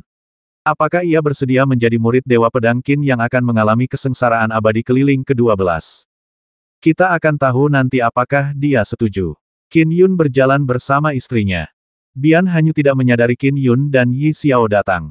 Ia memegang buku di satu tangan, sementara kucing belang itu di tangannya yang lain. Ia menundukkan kepala sambil mengelus bulu kucing itu. Tinggal sedikit waktu tersisa sebelum aku mati. Apa yang seharusnya kulakukan sudah kulakukan. Aku menjalani hidup ini tanpa penyesalan. Yah, masih ada penyesalan. Aku pernah muda dan bersumpah untuk membalaskan dendam keluargaku, membalas dendam atas 103 nyawa itu. Belakangan aku tahu bahwa itu adalah hasil dari amarah seorang tokoh perkasa. Sumpahku terdengar lucu dan terlalu melebih-lebihkan kemampuanku. Bian Hanyu mengejek dirinya sendiri. Di mata banyak kultivator, sosok perkasa adalah makhluk tangguh yang bisa menjadi tamu Kaisar Giok dan Ibu Suri. Sumpahnya untuk membasmi tokoh perkasa demi balas dendam merupakan suatu pernyataan berlebihan atas kemampuannya dan menggelikan. Bian Hanyu telah mengucapkan sumpah tersebut saat dia masih muda, tetapi setelah berkultivasi selama berabad-abad dan berkenalan dengan banyak dewa langit, dia menyadari betapa besarnya jarak antara dirinya dan sosok perkasa itu. Selain penyesalan itu, Bian Hanyu menatap tangannya. Aku masih punya satu penyesalan lagi. Setelah aku mati, meskipun rekan-rekan Taois telah setuju untuk menerimaku dan membantuku bangkit dan beralih ke formulasi Dharma lain, aku bukan lagi seorang dewa pedang terbang sejati. Sudah hampir 500 tahun. Apakah pada akhirnya aku akan meninggalkan jalan ini? Bian Hanyu dengan hangat membelai bulu kucing gemuk itu saat emosi mengalir deras di hatinya. Selama 500 tahun berkultivasi, pedang telah menjadi bagian dari hidupnya. Ia telah mempercayakan terlalu banyak perasaannya kepada pedang itu. Melalui pencarian para jenius pedang abadi di 3 alam oleh Istana Tur Hijau, hanya 2 yang akhirnya menarik perhatian Qin Yun. Bian Hanyu, yang menjadi salah satu dari 2 orang yang menarik perhatiannya di seluruh 3 alam, jelas telah berinvestasi besar pada pedang itu untuk mendapatkan pengakuan tersebut. Sekarang karena dia harus meninggalkan statusnya sebagai seorang pedang abadi dan beralih ke rumusan dharmik yang lain, wajar saja jika dia merasa enggan. Aku pernah bertemu seorang murid garis keturunan pedang abadi agung. Wawasan dao pedangku cukup tinggi, cukup bagiku untuk menjadi murid mereka. Tapi entah kenapa, garis keturunan pedang abadi agung tidak mau menerimaku, pikir Bian Hanyu. Qin, dewa pedang yang legendaris, menciptakan formula Dharma jiwa esensinya sendiri, tapi aku belum pernah mendengar ada orang yang mengolah formula Dharma pedang abadinya. Mustahil untuk mencoba menjadi muridnya. Dari kelihatannya, aku tak lagi ditakdirkan menjadi seorang pendekar pedang abadi. Baiklah, terserah. Apalagi yang masih bisa membebaniku. Bian Hanyu tiba-tiba merasakan 2 sosok yang sedang mendekatinya. Itu adalah seorang pria dan wanita yang tampak seperti pasangan abadi. Saat mereka berjalan, seluruh dunia seakan tunduk di hadapan mereka. Mereka tampak seperti penguasa dunia. Pengaruh tak berwujud ini membuat Bian Hanyu khawatir. Aku pernah melihat Dewa Emas setengah langkah dari jauh, tapi dari segi kekuatan, perbedaan mereka berdua sangat besar. Salam, senior. Saya Bian Hanyu. Bian Hanyu segera berdiri dan membungkuk hormat. Ketiga setan kucing itu pun bersujud, jelas-jelas ketakutan. Aku pernah mendengar namamu, pedang abadi Hanyu. Qin Yun tersenyum pada wanita itu sementara Yi Xiao mengamati dengan saksama dari samping. Senior, di hadapanmu, manusia biasa sepertiku tak akan berani menyebut diriku pedang abadi, kata Bian Hanyu dengan penuh hormat. Qin Yun mengangguk. Saya berasal dari Gunung Raungan Petir di alam surgawi. Nama saya Qin Yun. Bian Hanyu terkejut. Gunung Raungan Petir dari alam surgawi, bukankah itu kediaman dewa pedang Qin yang legendaris? Qin Yun, bukankah itu nama pedang abadi Qin? Legenda Qin, dewa pedang, telah lama tersebar di seluruh 3 alam. Ia pernah membasmi patriark pendiri, patriark pemakan roh, dari garis keturunan pemakan roh, yang dianggap sebagai ibel di antara ibel. Ia tidak hanya membasmi seorang patriark ibel, tetapi juga menindas ibel-ibel itu hanya dengan pedangnya, melenyapkan banyak ibel langit, menyebabkan para ibel mundur ke wilayah kekuasaan ibel. Dengan demikian, tidak ada satupun wilayah kekuasaan lain di 3 alam yang memiliki tanda-tanda keberadaan ibel lagi. Ini saja sudah luar biasa. Tak terhitung banyaknya dewa langit yang takjub akan hal ini, karena dulu kala para ibel meneror seluruh 3 alam. Senior, apakah kamu dewa pedang Qin? Bian Hanyu agak linglung. Di Gunung Raungan Petir alam surgawi, tak satu pun junior keluarga Qinku berani menyebut diri mereka pedang abadi Qin, kata Qin Yun. Sejak ia mengguncang 3 alam, meskipun banyak junior keluarga Qin telah berkultivasi dalam dao pedang, mereka memiliki berbagai gelar, seperti Peri Yuluo, tetapi tak satu pun dari mereka menyebut diri mereka pedang abadi Qin. Tak satu pun junior keluarga Qin berani melakukannya, apalagi mereka yang tidak memiliki hubungan darah dengan keluarga Qin. Qin Yun melanjutkan, aku telah menciptakan formula Dharma Pedang Abadi yang dapat dikultivasikan hingga ke alam abadi emas. Aku datang hari ini untuk menerimamu sebagai muridku. Apakah kau bersedia? Mata Bian Hanyu berbinar. Pedang abadi. Pedang abadi Qin datang kepadanya untuk merekrutnya secara pribadi. Bian Hanyu segera menjatuhkan diri ke tanah dan bersujud dengan penuh hormat. Salam, guru. Bagus, bangun. Qin Yun tersenyum. Hanya 2 orang di 3 alam yang menarik perhatiannya. Penerimaannya sebagai gurunya secara langsung sungguh menyenangkan hatinya. Lihat itu, Qin Yun menatap Yi Xiao di sampingnya. Dia masih mau menerimaku sebagai gurunya. Lihatlah betapa sombongnya dirimu. Yi Xiao tertawa. Setelah itu, Qin Yun berkata kepada Bian Hanyu, ini istriku. Jika tidak ada yang menghalangimu, kau bisa pergi bersamaku sekarang. Salam, Kepala Matron, sapa Bian Hanyu dengan hormat. Umurku tinggal sedikit lagi. Tentu saja aku bisa pergi sekarang. Setelah itu, Bian Hanyu menatap ketiga ibel kucing di sampingnya. Kalian bertiga, berkultivasilah dengan baik. Aku akan kembali jika kultivasiku berhasil. Meskipun ketiga ibel kucing itu enggan berpisah dengannya, mereka tidak berani berkata begitu di hadapan Dewa Pedang Qin yang legendaris. Mereka hanya berkata, Nyonya, jangan lupakan kami. Nyonya, Anda harus kembali. Setelah percakapan singkat, ketiga setan kucing jiwa esensi pergi dengan patuh. Saat Bian Hanyu menatap Qin Yun, gelombang badai telah lama bergejolak di dalam hatinya. Dia, pedang abadi Hanyu. Ia memulai perjalanannya sebagai seorang pendekar pedang. Setelah menjadi murid pendekar pedang Qin, tentu saja ia harus fokus pada kultivasinya. Bahkan untuk 3 setan kucing yang sudah ia anggap keluarga, ia tak akan bisa menunjukkan perhatian apapun kepada mereka untuk waktu yang lama. Cukup mudah. Qin Yun mengangguk puas. Ayo pergi. Qin Yun, Yi Xiao, dan Bian Hanyu menghilang ke udara. Di dunia besar lainnya, dunia besar abadi yang terbang. Tuan, apakah itu saudara muda Yu yang Anda cari di sebuah restoran? Bian Hanyu menatap seorang pemuda berpakaian putih yang baru saja keluar dari sebuah rumah bangsawan yang jauh. Kehadirannya di jalanan tak diketahui oleh rakyat jelata di sekitarnya, karena ia adalah penguasa sejati kota ini. Dia bukan muridku, jadi dia tidak bisa dianggap sebagai adikmu, kata Qin Yun sambil mengambil makanan untuk Yi Xiao. Cobalah ini, lumayan, renyah di luar dan lembut di dalam persis seperti yang kau suka. Yi Xiao tersenyum sambil menyantap makanannya, lalu melirik Qin Yun. Ia mengangguk sambil terkekeh, ya, lumayan. Ternyata restoran yang kau pilih secara acak itu punya makanan yang cocok dengan seleraku. Jangan lupa tingkat kultivasi suamimu, kata Qin Yun. Di sampingnya, Bian Hanyu tidak mengatakan sepatah kata pun sambil makan dengan kepala tertunduk. Qin Yun melihat keluar dan berkata, dia akan datang sebentar lagi. Tepat saat suaranya memudar, pemuda berpakaian putih itu berjalan menuju restoran. Sesampainya di pintu masuk, ia ragu sejenak sebelum melangkah masuk dan naik ke atas. Adegan ini membuat Bian Hanyu tercengang. Yu Gufeng ini sebelumnya sedang menyendiri. Tuan, dia keluar dari penyendirian beberapa saat setelah Anda datang ke restoran ini dan datang jauh-jauh ke sini. Sepertinya Yu Gufeng sendiri tidak menyadarinya. Apakah semua ini karena Anda, Tuan? Dia akhirnya menyaksikan sarana yang tersedia bagi tokoh perkasa teratas di 3 alam. Pada saat itu, Yu Gufeng mencapai lantai 2 sambil merasakan keinginan yang kuat untuk makan dan, saat dia tiba, dia melihat 3 sosok. Di dekat jendela, ada sebuah meja berisi 3 orang. Ketika ia melihat ketiganya, mereka seakan menjadi satu-satunya pemandangan yang ada di dunia. Segala sesuatu yang lain tampak kabur. Salam, para senior. Yu Gufeng hanya merasa takjub.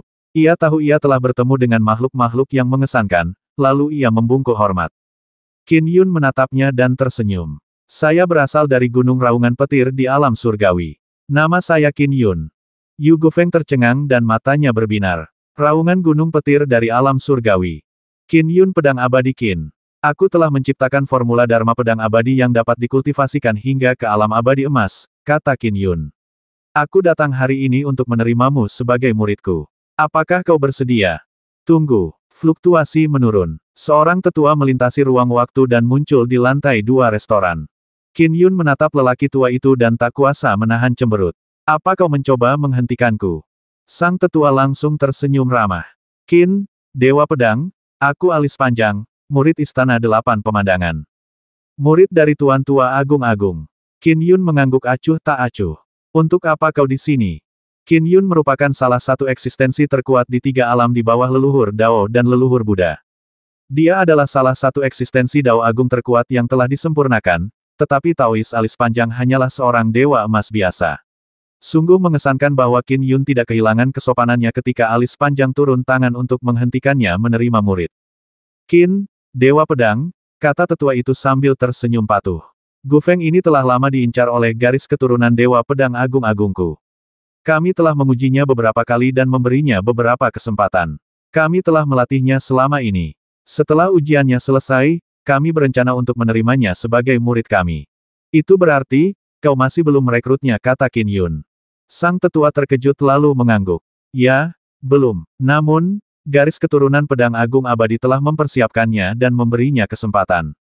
Perawatanmu atas kemauanmu sendiri. Apakah itu berarti dia harus menjadi murid garis keturunan Pedang Agung Abadi milikmu? Tanya Qin Yun.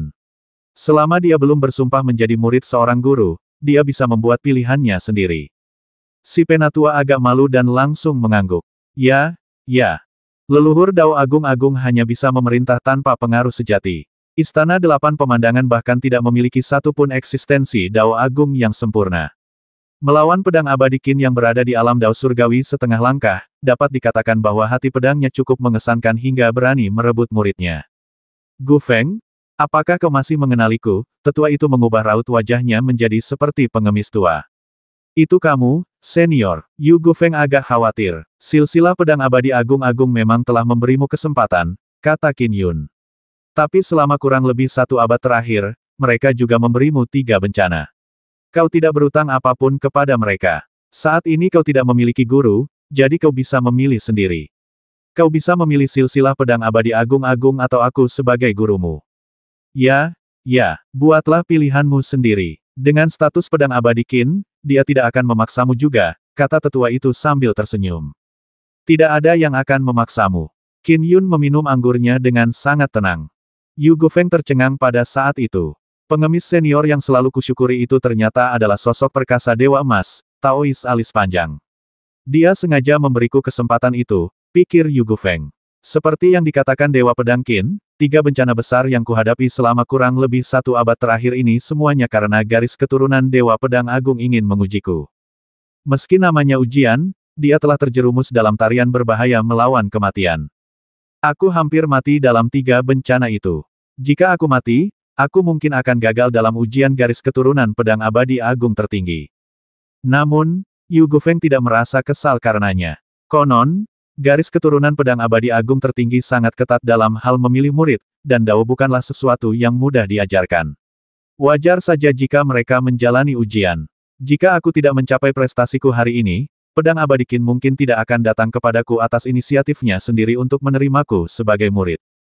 Sisi mana yang harus saya pilih? Qin Dewa Pedang adalah Dewa Pedang nomor 1 di 3 alam, tetapi dia adalah Dewa Pengembara. Dia bisa mati kapan saja. Lagi pula, aku belum pernah mendengar ada orang yang mengolah formula Dharma Dewa Pedang yang dia ciptakan. Jika aku mengolahnya, aku mungkin tidak akan mencapai alam Dewa Langit, pikir Yu Gu Feng. Sedangkan untuk garis keturunan Dewa Pedang Agung, itu diciptakan oleh leluhur Dao Agung-Agung. Itu adalah pendukung yang cukup kuat. Lagi pula, lebih dari 1 orang telah menjadi sosok perkasa Dewa Emas melalui formula Dharma ini. Meskipun para Dewa Emas dari garis keturunan Dewa Pedang Agung semuanya jauh lebih rendah daripada Qin Dewa Pedang, itu adalah jalan yang layak. Sambil minum, Qin Yun berkata, silsilah Pedang Abadi Agung-Agung memiliki cukup banyak murid, tetapi jika kau menerimaku sebagai gurumu, kau akan menjadi murid kedua dalam silsilah pedang abadiku. Qin Dewa Pedang, belum ada yang berkultivasi di silsilah Dewa Pedang yang kau ciptakan, kan, tanya tetua itu sambil tersenyum. Namun, aku yakin silsilah Dewa Pedang Qin pasti akan berkembang pesat dan menjadi silsilah besar di 3 alam. Qin Yun tidak mau repot-repot mengatakan sepatah kata pun. Perekrutan murid harus berdasarkan kesepakatan semua pihak. Jika seorang murid tidak bersedia, ia tidak akan memaksakan kehendaknya. Pedang Abadi Qin. Yu Gu Feng berkata dengan penuh hormat, aku telah menghormatimu setelah mendengar legenda-legendamu dan bermimpi menjadi muridmu. Namun, baru hari ini aku mengetahui bahwa senior pengemis yang sangat kusyukuri adalah seorang senior dari garis keturunan Pedang Abadi Agung. Ilmu pedang yang kuperoleh sebelumnya juga diwariskan kepadaku dari garis keturunan pedang abadi agung.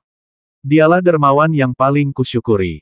Jika bukan karena dia, aku yang sekarang tidak akan ada. Karena dia bersedia menerimaku sebagai murid dari garis keturunan pedang abadi agung, mustahil bagiku untuk menolaknya. Pedang abadi Qin, mohon maafkan aku atas ketidaksopananku. Saat Yu Gufeng berbicara, dia membungkuk dengan sopan. Dia takut menyinggung Dewa Pedang Qin, oleh karena itu, dia berusaha sebisa mungkin untuk tidak berkata-kata.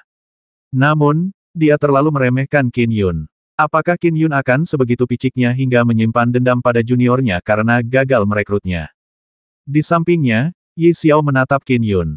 Ia meletakkan cangkirnya dengan tenang dan menatap Yu Gufeng. Ia mengangguk dan berkata, karena kau telah memilih garis keturunan pedang abadi agung tertinggi, itu artinya kita tidak ditakdirkan. Xiao Xiao, ayo pergi. Qin Yun segera berdiri. Di sampingnya, Yi Xiao dan Bian Hanyu juga berdiri. Qin, Dewa Pedang, kata tetua itu melalui transmisi suara sambil sedikit membungkuk.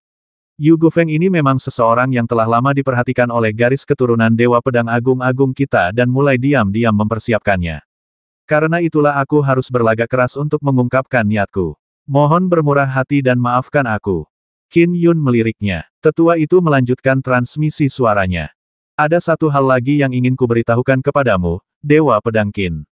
Bian Hanyu di sampingmu ini pernah menarik perhatian garis keturunan Dewa Pedang Agung-Agungku. Kami menganggapnya berbakat dan perseptif, tetapi kemudian selama ujiannya, kami menemukan bahwa ia memiliki ibel mental yang tertanam dalam. Kecil kemungkinannya ia bisa melampaui kesengsaraan Dewa Langit, oleh karena itu, ia tidak akan bisa membuat banyak kemajuan dalam jalur kultivasinya. Jika kau ingin mengajarinya, berhati-hatilah terhadap ibel mentalnya. Apakah aku, Qin Yun, membutuhkanmu untuk mengajariku cara mengajar muridku? Gerutu Qin Yun dingin. Wajah tetua itu langsung memucat saat dia berkata dengan sopan, saya tidak punya niat lain. Tidak ada niat lain. Qin Yun mendengus dan melambaikan tangannya. Kembalilah ke guamu dan pikirkan baik-baik. Sang tetua tiba-tiba merasakan gelombang kejut yang sangat besar menimpanya. Beraninya dia. Setelah itu, ia merasakan ruang dan waktu terdistorsi. Ketika pemandangan di hadapannya kembali normal, ia mendapati dirinya terjatuh ke tanah di depan gua tempat tinggalnya. Wajahnya terbenam di tanah berlumpur, sementara Yu Gufeng berdiri di sana dengan baik-baik saja. Ia tak berani berkata sepatah kata pun saat menatap lelaki tua beralis panjang yang berlumpur itu. Berjaga di pintu masuk gua tempat tinggal, dua anak tercengang. Guru. Tetua beralis panjang itu langsung berdiri ketika lumpur menghilang dari tubuhnya. Namun, ekspresinya sedingin es. Bawa adik junior ini dan tempatkan dia di sana, perintahnya. Baik, Guru, kata kedua anak itu sambil segera mengatur agar Yu Gufeng dapat tinggal di sana. Sang tetua berdiri di pintu masuk gua tempat tinggalnya dengan ekspresi muram. Ia berpikir dalam hati, bagus sekali, Qin Yun. Kau benar-benar datang untuk merebut murid dari garis keturunan pedang abadi agungku. Apa kau benar-benar berpikir garis keturunan pedang abadi yang kau ciptakan sebanding dengan garis keturunan pedang abadi agung kami? Adik alis panjang, kau terlalu gegabah. Sebuah suara samar merobek kehampaan dan terdengar di telinganya. Kau seharusnya tidak begitu provokatif, terutama ketika orang itu adalah ahli dao surgawi setengah langkah. Jika kau memprovokasi ahli jahat atau yang bertemperamen sesat, kau mungkin akan ditampar sampai mati dengan satu tamparan. Kita semua murid tiga dewa murni. Lagi pula, aku tidak salah bicara, kata tetua itu. Lagi pula, Bian Hanyu yang dia rekrut memang memiliki ibel mental. Dia tidak mungkin bisa mengatasi kesengsaraan Sky Immortal. Alis panjang, dengan temperamenmu itu, hanya ahli tahu seperti pedang abadi Qin yang tidak akan mengganggumu. Alam surgawi, Gunung Lightning Roar. Qin Yun dan istrinya kembali bersama Bian Hanyu.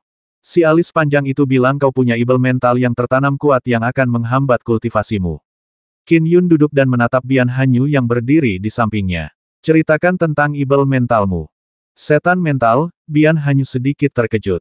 Yi Xiao duduk di samping Qin Yun dan tersenyum. Tidak perlu menyembunyikannya dari tuanmu.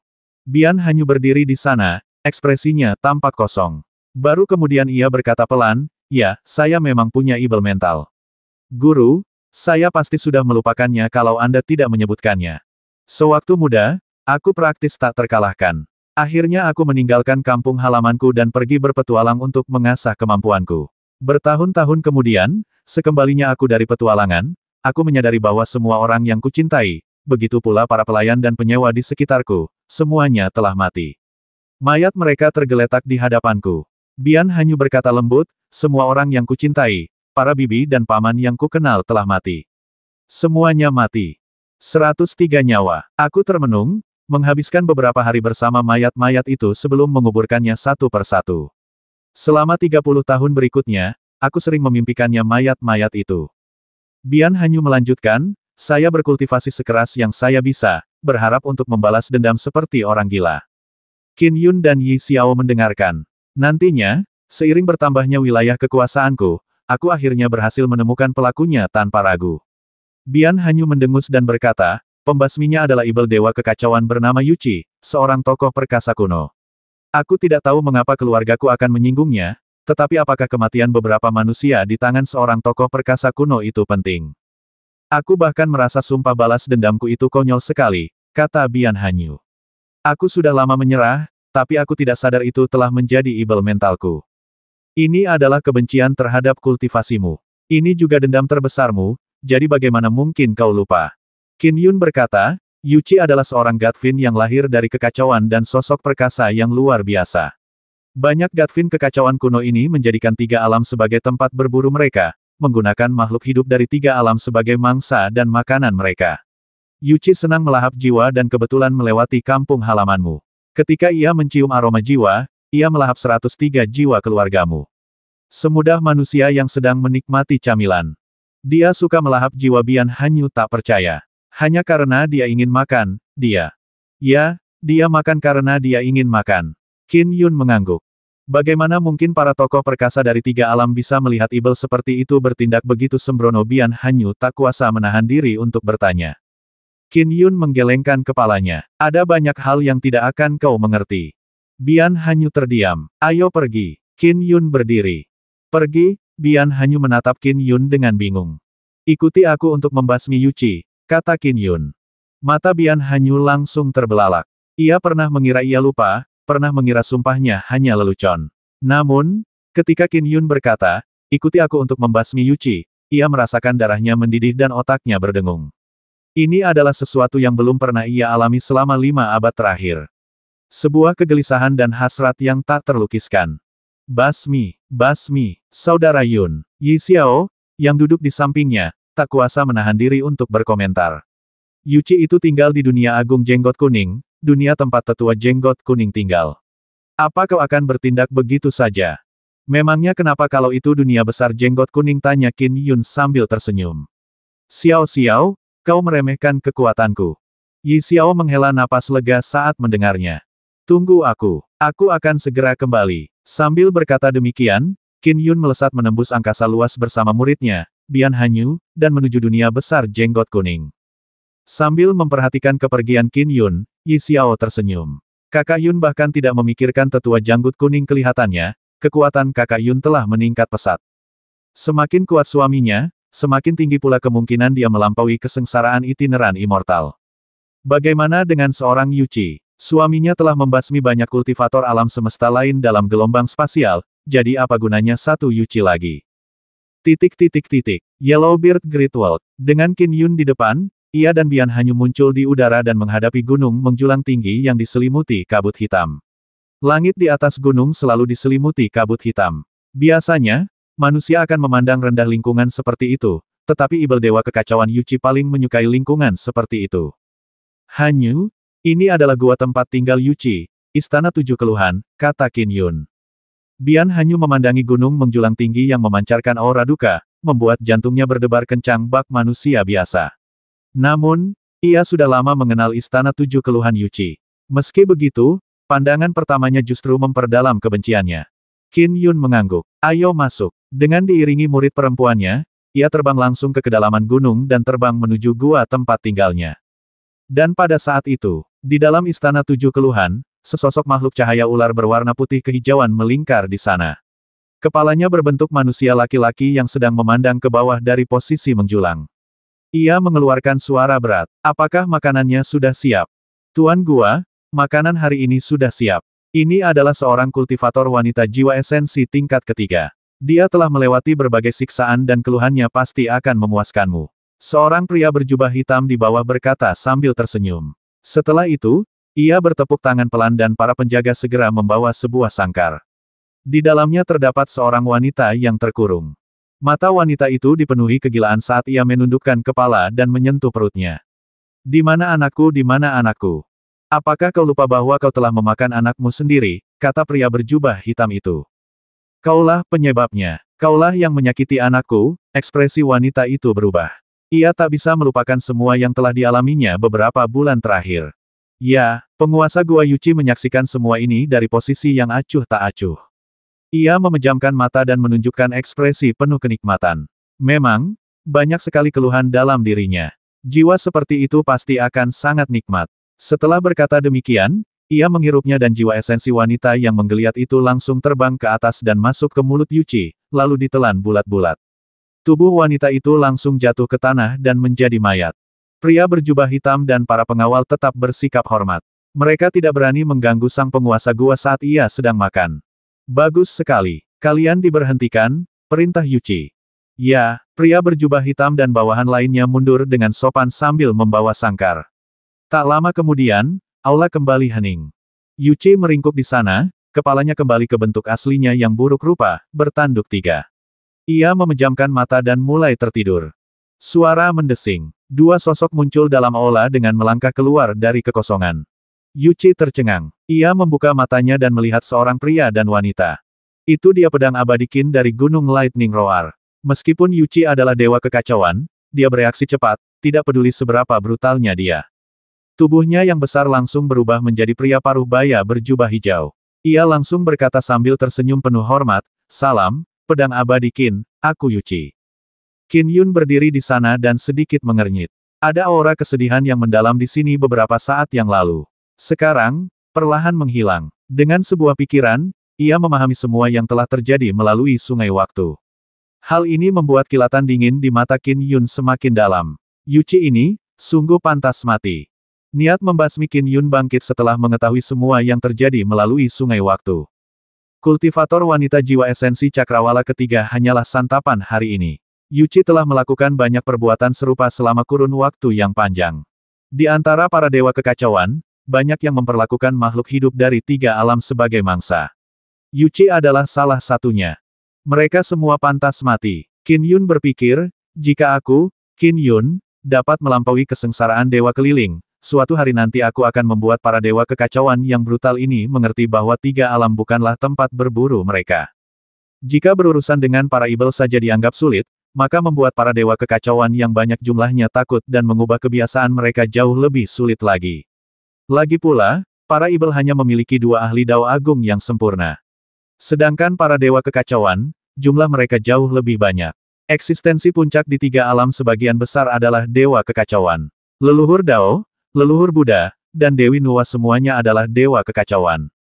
Jumlah eksistensi Dao besar yang disempurnakan yang berupa manusia atau ibel hanya segelintir. Meskipun para dewa kekacauan yang jahat merupakan minoritas, mereka masih jauh melampaui para ibel. Para ibel memiliki sikap yang mengancam hanya karena leluhur ibel. Jika leluhur Dao, leluhur Buddha, dan leluhur ibel dipaksa meninggalkan tiga alam, mungkin para Taois, Buddha, dan ibel akan mengalami penurunan status. Berbagai dewa kekacauan dan afiliasi mereka akan meningkat pesat kekuatannya. Yuchi, Qin Yun menatapnya. Qin abadi pedang, silakan beri aku instruksi. Aku akan berusaha sebaik mungkin memenuhi keinginanmu. Setelah berubah menjadi pria parubaya berjubah hijau, Yuchi berbicara dengan patuh. Namun, ia merasa sedikit khawatir ketika melihat Bian Hanyu di samping Qin Yun. Sebagai tokoh yang sangat berkuasa, sekilas dia bisa tahu, bahwa Bian Hanyu menyimpan dendam yang amat dalam terhadapnya dan membencinya sampai ke tulang. Kenapa wanita ini membenciku melalui hubungan karma mereka? Ia segera melihat kejadian karma itu dan mengerti. Jadi itu sebabnya, dia punya dendam yang begitu besar padaku, dan fakta bahwa pedang abadi Qin membawanya ke sini berarti mereka tidak bersahabat. Saat pikiran-pikiran ini terlintas di benaknya, Yuchi menjadi bingung. Jarak antara dirinya dan pedang abadi Qin terlalu besar. Ia tidak punya cara untuk menyelamatkan hidupnya hanya dengan kekuatannya sendiri. Murid, musuhmu ada di sini. Katakan apapun yang ingin kau katakan, kata Qin Yun sementara Bian Hanyu menatap Yuchi dengan saksama, matanya dipenuhi kebencian. Yuchi, Apakah kau masih ingat bagaimana kau membasmi 103 nyawa sekitar 4 abad yang lalu? Salah paham, kata Yuchi langsung sambil berusaha membela diri. Kau masih ingin berbohong di hadapanku, tanya Qin Yun. Yuchi tercengang. Ya, dengan wilayah Qin Yun dia telah lama melihat segalanya melalui sungai waktu. Yuchi langsung berkata, Qin, Dewa Pedang, aku murid Penatua Pedang Jenggot Kuning. Aku tinggal di dunia agung Jenggot Kuning selama ini. Aku tidak pergi berburu tanpa kendali. Aku sungguh-sungguh berusaha berbuat baik. Soal 103 nyawa itu, avatarkulah yang tak kuasa menahan godaan nafsu makannya saat pergi. Hal ini mengakibatkan kematian segelintir orang. Menggoda selera makannya Bian Hanyu semakin marah. Tuan, saya tidak ingin berbicara dengannya. Saya hanya berharap dia mati lebih cepat. Baiklah, Qin Yun mengangguk dan melambaikan lengan bajunya. Seketika, pedang terbang intrinsiknya melesat keluar sebagai sinar pedang. Namun, fluktuasi lain turun ke aula. Fluktuasi itu sangat misterius, bahkan Qin Yun pun tak menyadarinya. Ia tahu bahwa fluktuasi ini berasal dari penguasa dunia agung ini, Penatua Yellowbeard yang misterius.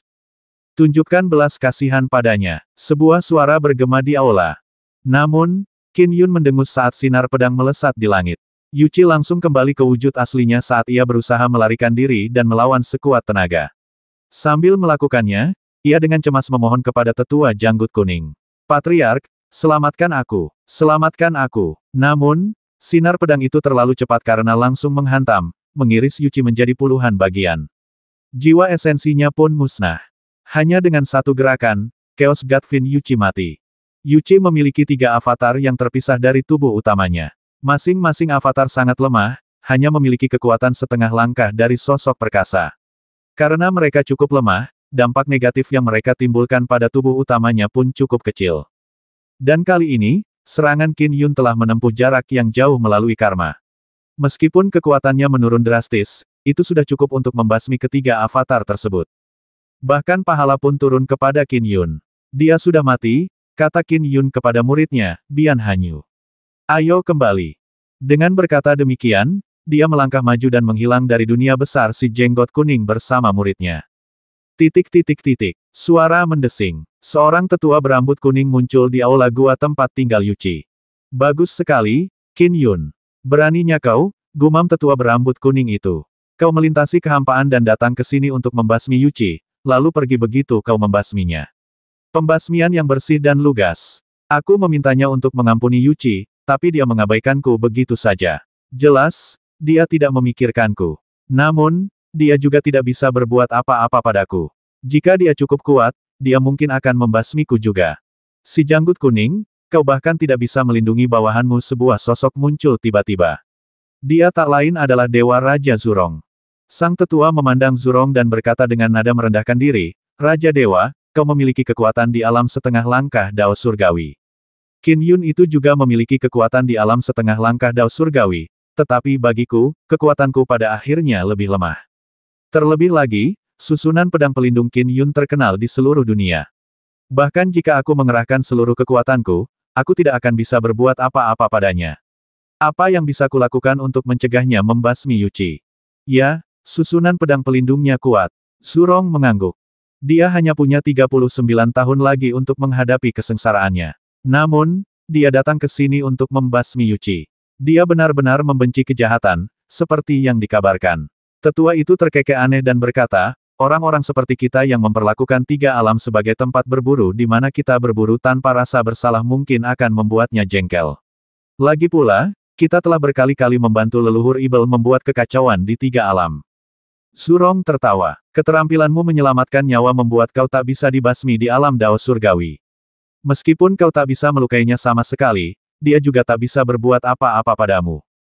Kekuatannya telah berkembang pesat sejak pertama kali membasmi Taoist Wen. Sang tetua menggelengkan kepalanya. Aku mencoba menghentikannya dengan bertindak diam-diam, tetapi aku gagal. Tentu saja dia lebih kuat, kata Zurong. Dia sudah 2 kali ke gelombang spasial dan, terlepas dari harta karun yang diperolehnya, pedang terbang intrinsiknya telah menjadi harta karun merit kardinal. Kekuatannya meningkat secara alami. Benar sekali, peningkatan kekuatan yang luar biasa. Mata tetua itu tampak muram. Karena itulah kau harus bersabar sedikit lebih lama, saudara janggut kuning, bisik Zurong. Jangan lupakan masalah yang telah kau sepakati denganku dan leluhur Ibel. Sekarang kita berada di titik kritis rencana ini, kau tidak boleh bertarung dengan Qin Yun yang hanya punya sedikit waktu tersisa. Zurong benar-benar takut rekannya ini akan melawan Qin Yun karena malu dan marah. Setelah pedang terbang intrinsik Qin Yun menjadi harta karun Kardinal Merit, kekuatannya menjadi semakin tak terduga. Bahkan Zurong pun tidak percaya diri dalam menghadapinya, jadi ia takut rekannya akan mati. Jangan khawatir, itu tidak akan memengaruhi rencana besar leluhur Ibel, kata tetua itu. Bagus. Zurong mengangguk dan pergi. Saat Dewa Kekacauan Yuchi meninggal, banyak tokoh perkasa di tiga alam merasakannya. Kematian seorang tokoh perkasa sudah cukup untuk menggemparkan tiga alam. Itu pedang abadi Qin. Pedang abadi Qin membasmi Yuchi. Qin, Dewa Pedang, benar-benar membenci kejahatan, basmi saja. Beberapa orang bersorak atas tindakannya sementara yang lain panik. Apa yang harus kulakukan Patriark Jenggot Kuning sangat tangguh. Seharusnya dia bisa melindungi saudara Yuchi, jadi bagaimana dia bisa terbasmi? Pedang terbang intrinsik milik Dewa Pedang Qin telah menjadi harta karun Kardinal Merit, membuatnya semakin kuat. Bahkan Patriark Janggut Kuning pun tak mampu lagi melindungi bawahannya. Akankah Dewa Pedang Qin ini melanjutkan pembantaiannya? Akankah dia membasmi tokoh-tokoh perkasa lainnya? Mungkin saja, pedang abadi Qin terkenal karena kekejamannya. Dulu ketika dia membasmi Ibel Langit, dia mengguncang dunia dengan kematian mereka. Meskipun saudara Yuchi memiliki dosa yang berat, masih ada sekitar 10 lebih dewa kekacauan dengan tingkat dosa yang sama. Apakah mereka yang tersisa juga akan dibasmi oleh pedang abadi Qin? Tokoh-tokoh perkasa merasa gelisah. Dulu, ketika Qin Yun membasmi Taois Wen, ia juga telah membasmi beberapa tokoh perkasa dengan dosa besar. Saat itu, hal itu cukup untuk menakuti mereka yang memiliki cukup dosa atau tokoh perkasa yang tidak memiliki pendukung kuat. Banyak dari mereka akhirnya berpindah kesetiaan. Saat itu, Patriark Yellowbeard adalah pendukung yang cukup kuat. Sekarang, dengan hanya 39 tahun tersisa dalam penderitaannya, Qin Yun mulai melakukan pembasmian lagi. Di seluruh tiga alam, jumlah orang yang mampu melindungi para tokoh perkasa yang penuh dosa ini sangat sedikit. Para tokoh perkasa yang penuh dosa ini juga merasakan kegelisahan yang luar biasa. Mereka bertindak cepat dan seketika, 5 orang beralih kesetiaan. Beberapa bersumpah untuk memulai lembaran baru dengan menjadi seorang Buddha. Beberapa memasuki jurang Ibel kegelapan dan yang lainnya bersumpah setia kepada para tokoh perkasa lainnya. Karena ada kekhawatiran di tempat lain, tetua berambut kuning itu minum sendirian. Suasana hatinya sedang buruk karena Qin Yun pada dasarnya telah membasmi seseorang di bawah hidungnya. Patriark, seorang Taois berjubah abu-abu bermulut mongki masuk dan membungkuk. Apa yang kau lakukan di sini? Tetua itu meliriknya. Patriark, Qin Yun itu membasmi saudara Yuchi, sama sekali tidak peduli padamu. Aku juga sangat marah, kata Taois itu dengan suara berat. Cara Patriark hanya ada di tiga alam. Siapa yang bisa berbuat apapun padamu selain leluhur Dao dan leluhur Buddha? Mengapa kau harus menahan amarahmu? Aku percaya bahwa meskipun Qin Yun kuat, dia masih punya keluarga. Mengapa kau tidak membasmi beberapa anggota keluarganya dan beritahu dia bahwa kau tidak boleh diganggu? Bodoh. Tetua itu memarahinya dengan marah. Keluarganya entah ada di dunia kecil, dunia Cang Agung, atau di Gunung Raungan Petir di alam surgawi. Alam surgawi adalah tempat di mana bahkan leluhur Dao dapat muncul dalam wujud aslinya. Kau ingin aku mengadili kematian? Tidak, sama sekali tidak, kata Taois itu segera. Aku tidak bermaksud menyakitimu, Patriark. Maksudku, Qin Yun masih punya kelemahan. Anggota keluarganya adalah kelemahannya. Carilah kesempatan yang tepat dan balas dendamlah padanya. Melibatkan keluarga dalam hal ini sungguh keterlaluan. Sang tetua menggelengkan kepalanya. Patriark, ini seperti balas dendam mata ganti mata, gigi ganti gigi. Mata Taois berjubah abu-abu itu dipenuhi dengan keganasan. Bodoh, enyahlah, geram tetua berambut kuning itu. Ya, sang Taois berjubah abu-abu hanya bisa berpamitan dengan patuh. Sambil terus minum sendirian, tetua berambut kuning itu teringat kembali rangkaian kejadiannya. Membiarkan Qin Yun membasmi salah satu bawahannya yang terkuat di wilayahnya sungguh merupakan tindakan yang sangat memalukan. Terlebih lagi, masalah ini telah menyebar ke seluruh tiga alam. Apa yang bisa saya lakukan? Dia memang punya kelemahan dan titik lemah, tapi aku tak bisa begitu saja menyerbu ke alam surgawi untuk mengirim diriku sendiri ke kematianku. Sang tetua menggelengkan kepalanya ketika tiba-tiba ia membeku. Perlahan-lahan, matanya berbinar. Aku mendapatkannya. Sang tetua semakin bersemangat. Tidak perlu menyerbu ke alam surgawi untuk melampiaskan amarahku. Lagi pula, aku mungkin akan mendapat banyak manfaat darinya. Ide yang bagus. Semakin dia memikirkannya, semakin bahagia pula lelaki tua itu. Alam surgawi, Gunung Lightning Roar, Istana Qin. Guru, terima kasih telah membalaskan dendamku. Bian Hanyu berlutut dan bersujud dengan penuh rasa terima kasih. Baiklah, bangun, kata Qin Yun. Jika musuh Bian Hanyu tidak terlalu kuat, ia bisa saja menjadikannya sebagai motivasi baginya. Namun, Yuchi adalah sosok perkasa yang luar biasa. Meskipun Qin Yun yakin pada muridnya, ia tidak akan menganggap Yuchi bisa menjadi sosok perkasa. Jika musuhnya terlalu kuat, begitu kuatnya hingga membuat Bian Hanyu putus asa, bahkan ia akan menganggap balas dendam sebagai lelucon. Itu tidak akan lagi menjadi motivasi, melainkan menjadi ibal mental. Terlebih lagi, ia hanya memiliki 39 tahun tersisa untuk menghadapi kesengsaraannya. Qin Yun tidak punya cara untuk terus melindungi muridnya, jadi yang terbaik adalah menyingkirkannya sesegera mungkin. Baik, Guru. Baru kemudian Bian Hanyu berdiri. Kamu bisa pergi ke Menara Hujan Berkabut, kata Qin Yun. Di dalamnya ada buku-buku panduan pedang abadi yang kubuat. Kamu bisa membacanya sepuasnya dan mengolahnya. Kamu harus mengolahnya sendiri selama sebulan. Aku akan mengajarimu lebih banyak setelah kamu selesai. Baik, Guru, saya pamit. Bian Hanyu kini bersemangat dan penuh semangat juang. Ia merasa seluruh hidupnya kini berbeda. Setelah Bian Hanyu pergi, Yi Xiao berkata sambil tersenyum, Saudara Yun, kau sungguh baik pada muridmu ini. Lagi pula, dia satu-satunya muridku di garis keturunan pedang abadi, kata Qin Yun. Aku tidak tahu seberapa jauh kultivasinya bisa berkembang sebelum kesengsaraanku. Sayangnya, waktunya terlalu singkat dan aku tidak bisa mengajarinya lama-lama. Bukankah kau bilang dulu ketika leluhur Dao menerimamu sebagai murid, dia hanya mengajarimu di awal, tapi sisanya kau yang melakukannya sendiri, kata Yi Xiao. Sebagai perbandingan, kau sudah cukup membantu murid-muridmu. Qin Yun tertawa. Benar juga, seorang guru bisa merekrut mereka, tapi pada akhirnya, itu tergantung pada murid-muridnya sendiri. Oh, Qin Yun tiba-tiba mengerutkan kening. Dia benar-benar berani datang. Siapa, tanya Yi Xiao. Penatua jenggot kuning. Qin Yun mencibir. Tapi, itu hanya manifestasi avatar. Ayo kita lihat apa yang sedang direncanakan penatua jenggot kuning ini. Setelah mengatakan itu, pasangan itu keluar. Di suatu tempat di puncak gunung, awan di depan terbelah saat sosok ilusi sesepuh berambut kuning berjalan mendekat.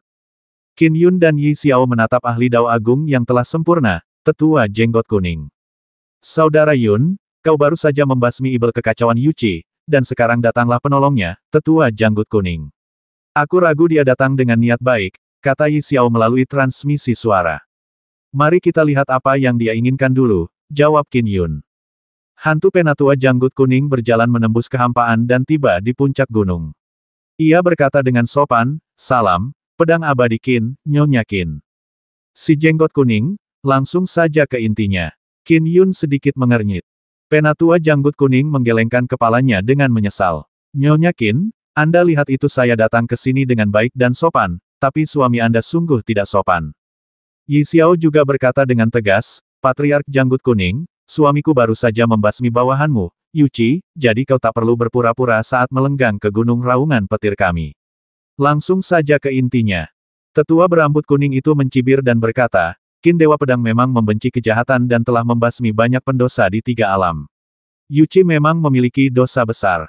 Aku bisa mengerti mengapa Qin Dewa Pedang ingin membasminya. Tapi menurut aturan 3 alam, dunia besar janggut kuning adalah wilayahku. Yuchi adalah bawahanku. Kalaupun kau ingin membasminya, bukankah seharusnya kau memberitahuku terlebih dahulu? Setiap kali ada faksi utama yang ingin membasmi ahli dari faksi utama lainnya, kesepakatan harus dibuat terlebih dahulu. Tanpa adanya konsensus, itu sama saja dengan menamparkan muka orang lain. Ada banyak situasi serupa yang terjadi di antara faksi-faksi utama di 3 alam di masa lalu. Mereka akan bernegosiasi secara diam-diam dan ketika saatnya tiba, mereka akan mengirim bawahan mereka menuju kematian. Tapi untuk Qin Yun, seberapa besar harga yang harus dibayarnya untuk membuat penatua Yellowbeard meninggalkan Yuchi? Dia tidak pernah berniat membantu tetua janggut kuning. Dia tidak menyukai Yuchi, dan bahkan semakin membenci tetua janggut kuning. Sekarang Yuchi telah terbasmi, apa yang bisa dilakukan? Jika ia punya kekuatan, Qin Yun bahkan ingin menghabisi tetua janggut kuning yang bahkan lebih berdosa lagi. Para Taois dan Buddha sebenarnya juga menginginkannya mati, tetapi ia luar biasa kuat. Ia juga hidup di dunia besar, jadi para Taois dan Buddha tidak bisa berbuat apa-apa padanya. Karena ia tidak bisa dibasmi, satu-satunya hal yang bisa dilakukan adalah menjaga perdamaian di permukaan. Memberitahumu sebelumnya kau mungkin akan langsung melindunginya, kata Qin Yun dingin. Bagaimana kau tahu aku tidak akan setuju kalau kau belum membicarakannya denganku? Si janggut kuning tertawa. Di 3 alam, selama kau bersedia membayar harganya, semuanya bisa dinegosiasikan. Qin Yun tidak repot-repot berdebat dengannya. Si janggut kuning berkata dingin, tapi kau tidak bernegosiasi denganku, kau tiba-tiba datang ke dunia agung si janggut kuningku dan membasmi bawahanku. Kau bahkan tidak menyinggungnya sedikit pun. Itu sama saja dengan menginjak wajahku di depan semua tokoh perkasa di 3 alam. Qin Yun tidak mengatakan sepatah kata pun yang dilakukannya hanyalah menatap Yellowbeard. Tidak adakah yang ingin kau katakan karena telah mempermalukanku seperti ini? Si janggut kuning mengerutkan kening. Qin Yun berkata dengan acuh tak acuh, apa yang kamu inginkan?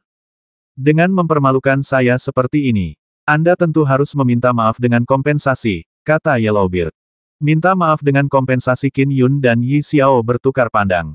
Si jenggot kuning datang hari ini untuk meminta maaf dan memberikan kompensasi padanya. Kudengar pedang abadi Qin sudah 2 kali ke gelombang spasial. Kurasa kau sudah mendapatkan cukup banyak harta karun, kata si janggut kuning. Ayo kita lakukan. Kau bisa memberiku 1 harta karun Kardinal Conate sebagai kompensasi. Kalau begitu, aku akan bermurah hati dan tidak akan mengambil tindakan perhitungan denganmu. Harta karun kardinal bawaan, Yi Xiao terkejut. Qin Yun menatap si janggut kuning dan mencibir. Si janggut kuning, kompensasi yang kau minta adalah harta karun kardinal Conate kau sudah minum. Si janggut kuning terkekeh. Qin Yun, kau masih punya beberapa dekade lagi sebelum kesengsaraan abadi keliling ke-12mu. Kau masih mengandalkan pedang terbang intrinsikmu, kan seberapa bergunakah harta karun kardinal Conate lainnya di tanganmu? Itu adalah fakta. Sekalipun Qin Yun telah memakan buah pencerahan roh, telah menggabungkan Dao Yin tertinggi dan yang tertinggi, menambahkan Dao besar 7 bintang ke dalam Dao pedang langit, bumi, dan manusia, dan juga menggabungkan pesona kekuatan garis keturunan alam Dao surgawi, untuk menciptakan mantra hujan berkabut yang dahsyat, tanpa pedang terbang intrinsiknya, kekuatan Qin Yun hanya setara dengan Goumang, Rusou, dan Kong Xuan. Harta karun Kardinal Conate biasa hanya untuk dipelajarinya. Harta karun itu memang tidak banyak gunanya untuk mengatasi kesengsaraan. Sebagai seorang pendekar pedang abadi, dia hanya membutuhkan pedang terbang intrinsiknya untuk mengatasi kesengsaraan. Lagi pula, dia telah mengembangkan pedang terbang intrinsiknya menjadi harta karun Kardinal Conate dan harta karun Kardinal Merit. Kenapa menimbun barang-barang yang tidak berguna untuk kesengsaraanmu? Tanya si janggut kuning. Kalau kau mati karena kesengsaraan, semakin banyak harta yang kau tinggalkan untuk keluargamu, semakin banyak masalah yang akan mereka hadapi. Karena itu, aku menyarankanmu untuk menjual hartamu. Misalnya, hadiahkan hartamu ke Istana Tur Hijau dan berikan aku 1 harta Conate Kardinal. Dengan memberiku kompensasi, aku akan memaafkanmu dan bencana ini akan berakhir. Bukankah itu menyenangkan? Si janggut kuning menatap Qin Yun. Si jenggot kuning, kau boleh pergi jika hanya itu yang ingin kau katakan, kata Qin Yun dingin. Dia tak mau repot-repot membuang waktunya pada si jenggot kuning. Kalau kau tidak memberiku kompensasi, kata si janggut kuning acuh tak acuh, apa kau pikir aku akan membiarkan masalah penghinaanmu terhadapku? Eksistensi Dao Agung yang sempurna, begitu saja tentu saja aku tidak bisa berbuat apa-apa denganmu hidup-hidup, tapi begitu kau mati, aku akan mencabut keluarga Qinmu. Semua keturunan garis keturunan keluarga Qinmu akan dibasmi. Tak seorang pun akan selamat. Ekspresi Qin Yun dan Yi Xiao berubah saat mereka memelototi Yellowbeard. Ekspresi si Yellowbeard juga berubah dingin. Apa kau tidak mendengarku dengan jelas? Cibir si janggut kuning. Berdoalah agar kau melewati kesengsaraan abadi keliling. Jika tidak, aku akan membasmi seluruh keluarga Qinmu. Tak seorang pun keturunanmu seharusnya punya harapan untuk bertahan hidup. Mungkin leluhur Dao harta karun Numinous Istana Tur Hijau akan mampu melindungi keluarga Qinmu. Tetapi begitu leluhur Dao dan yang lainnya harus meninggalkan 3 alam. Siapa yang bisa menghentikanku di 3 alam? Kau harus tahu bahwa aku lahir di sungai waktu dan terlahir sebagai eksistensi Dao Agung yang sempurna. Aku paling ahli dalam hal penyelamatan hidup, kata si janggut kuning. Tak seorang pun di bawah ranah Dao surgawi bisa membasmiku. Dasar ikan tua. Qin Yun menatapnya, matanya dipenuhi rasa dingin. Apakah kau sedang mencari kematian? Hahaha, kau coba basmi aku. Si janggut kuning tertawa terbahak-bahak. Aku sudah berdagang dengan berbagai pihak dan juga leluhur Ibel. Tapi siapa di tiga alam yang bisa berbuat apa-apa padaku? Siapa yang bisa membasmiku? Qin Yun, kalau kau mau patuh dan memberiku kompensasi, aku akan membiarkan masalah ini selesai, kata si janggut kuning. Kalau tidak, aku akan membasmi keluarga Qinmu dan percayalah, aku akan melakukannya. Kau harus tahu, bahwa di wilayah kami benar-benar menepati janji kami. Enyahlah. Qin Yun menjentikkan lengan bajunya. Suatu kekuatan yang mengerikan menyapu avatar Yellowbeard, dan langsung mengubahnya menjadi debu. Haha, namun, masih ada sisa-sisa wasiat si janggut kuning di puncak gunung raungan petir. Ia melanjutkan, tidaklah mengesankan kau bisa menghancurkan avatarku. Aku beri kau waktu 3 bulan untuk mempertimbangkannya dengan saksama. Apa kau menginginkan harta karun Kardinal Conate yang tidak terlalu bermanfaat bagimu, atau nyawa keluarga Qinmu, istrimu, Nyonya Qin, putri dan putramu, Qin Yiyi dan Meng Huan? Semuanya. Jangan khawatir, selama mereka masih memiliki darah keluarga Qin, aku pasti tidak akan melupakan mereka. Apa kau rela membiarkan mereka mati? 3 bulan. Aku beri kamu waktu 3 bulan untuk mempertimbangkannya. Suara itu perlahan menghilang dari puncak gunung. Qin Yun dan Yi Xiao berdiri di tempat mereka dan ekspresi mereka tampak agak jelek. Saudara Yun, tanya Yi Xiao cemas. Dia bilang tak ada yang bisa membasminya di bawah alam Dao Surgawi. Benarkah yang dia katakan? Dari laporan, mungkin. Qin Yun mengangguk. Selama dia bersembunyi di sungai waktu, bahkan mereka yang setingkat naga leluhur pun tak akan bisa melukainya. Dia masih punya 9 avatar lain yang bersembunyi di sungai waktu. Hancurnya satu avatar berarti dia butuh waktu untuk kembali ke puncak kultivasinya. Lalu, apa yang harus kita lakukan? Tanya Yi Xiao. Mata Qin Yun berkilau dingin. Aku sudah lama menduga para orang menyebalkan tua di 3 alam itu mengincar harta karunku. Tapi aku tak pernah menyangka mereka akan melompat maju sebelum kesengsaraanku. Tetua janggut kuning bagus, aku akan menjadikanmu contoh untuk mengintimidasi semua orang. Bagaimana rencanamu untuk membasminya? Tanya Yi Xiao. Tentu saja ada cara untuk membasminya. Tapi, aku butuh waktu untuk bersiap. Qin Yun menyipitkan matanya yang memancarkan kilatan dingin. Hari itu, Qin Yun diam-diam meninggalkan Gunung Lightning Roar dan tiba di Effulgent Great World. Untuk menghadapi tetua janggut kuning, kita harus meminta bantuan Hou Yi. Qin Yun tiba di depan sebuah gubuk kayu terpencil. Sekilas, ia melihat Hou Yi yang sedang memancing. Haha, saudara Qin Yun, kau hanya punya beberapa dekade lagi untuk menghadapi cobaanmu, namun, kau masih ingat untuk mengunjungi seorang teman lama. Hou Yi menurunkan pancingnya dan bangkit untuk menyambutnya. Meskipun Hou Yi cukup penyendiri, ia telah melewati suka dan duka bersama Qin Yun. Qin Yun tersenyum dan berkata, saya tidak punya pilihan lain, jadi saya datang untuk meminta bantuan Anda. Butuh bantuanku? Hou Yi tersenyum. Bantuan apa yang kau butuhkan? Jangan ragu untuk memberitahuku, aku akan melakukan yang terbaik. Keduanya duduk dan Hou Yi bergegas menuangkan teh untuknya. Minumlah tehnya. Ini aku petik sendiri. Qin Yun mengangkat cangkir tehnya ke mulutnya dan berkata, karena kita telah kembali dengan selamat dari penjelajahan kita ke dalam gelombang spasial, 3 alam menduga bahwa kita telah menuai hasil yang luar biasa. Haha, tebakan mereka benar. Lagi pula, imbalan yang kita dapatkan jauh lebih besar dari yang mereka bayangkan, kata Hou Yi dengan gembira. Ya, Qin Yun mengangguk. Namun, harta karun memang godaan. Banyak orang menyebalkan tua mengincar harta karunku. Tak satu pun dari mereka berani berbuat apapun padaku hidup-hidup dan mungkin menunggu kematianku untuk memulai urusan mereka. Tapi aku tak pernah menyangka seorang orang menyebalkan tua akan membuat masalah bahkan sebelum aku mati. Siapa itu? Tanya Hou Yi. Penatua jenggot kuning, kata Qin Yun. Ikan loah tua itu. Hou Yi tercerahkan. Ikan loah tua itu sangat rakus. Dia telah bekerja sama dengan leluhur Ibel berkali-kali. Hanya karena metode penyelamatan hidupnya yang mengesankan, para Taois dan Buddha belum mampu berbuat banyak padanya. Qin Yun mengangguk. Kali ini, dia menggunakan alasan aku membasmi Chaos God Fin Yuchi untuk menuntut kompensasi dariku. Dia menginginkan harta karun Conate Kardinal. Harga yang sangat mahal, ejek Hou Yi. Jika aku tidak setuju, dia berjanji akan memusnahkan keluarga Qinku jika aku binasa dalam masa kesengsaraan, kata Qin Yun tenang, tetapi matanya dipenuhi dengan keganasan. Sebenarnya, Harta karun Kardinal Conate tidak ada artinya bagiku. Namun, jika aku benar-benar menyetujuinya, mungkin akan ada lebih banyak orang menyebalkan tua yang muncul dan tidak akan ada kedamaian tersisa bagi keluarga Qinku. Sebelum masa kesengsaraanku, aku harus menyelesaikan semuanya untuk keluargaku. Lagi pula, aku telah menyinggung banyak ahli. Tidak apa-apa selama aku masih hidup, tetapi aku hanya akan melibatkan keluargaku jika aku binasa. Apa rencanamu? Hou Yi menatap Qin Yun. Langkah pertamaku adalah menjadikan si janggut kuning sebagai contoh. Dia terkenal karena kemampuan menyelamatkan nyawanya dan suka membuat dirinya tampak menonjol, jadi aku akan membasminya dulu. Akan kutunjukkan pada para orang menyebalkan tua di 3 alam, bahwa bahkan tetua si janggut kuning pun bisa dibasmi. Jika itu benar, berapa banyak dari mereka yang bisa menahan dendamku? Membasmi tetua janggut kuning. Hou Yi mengerutkan kening.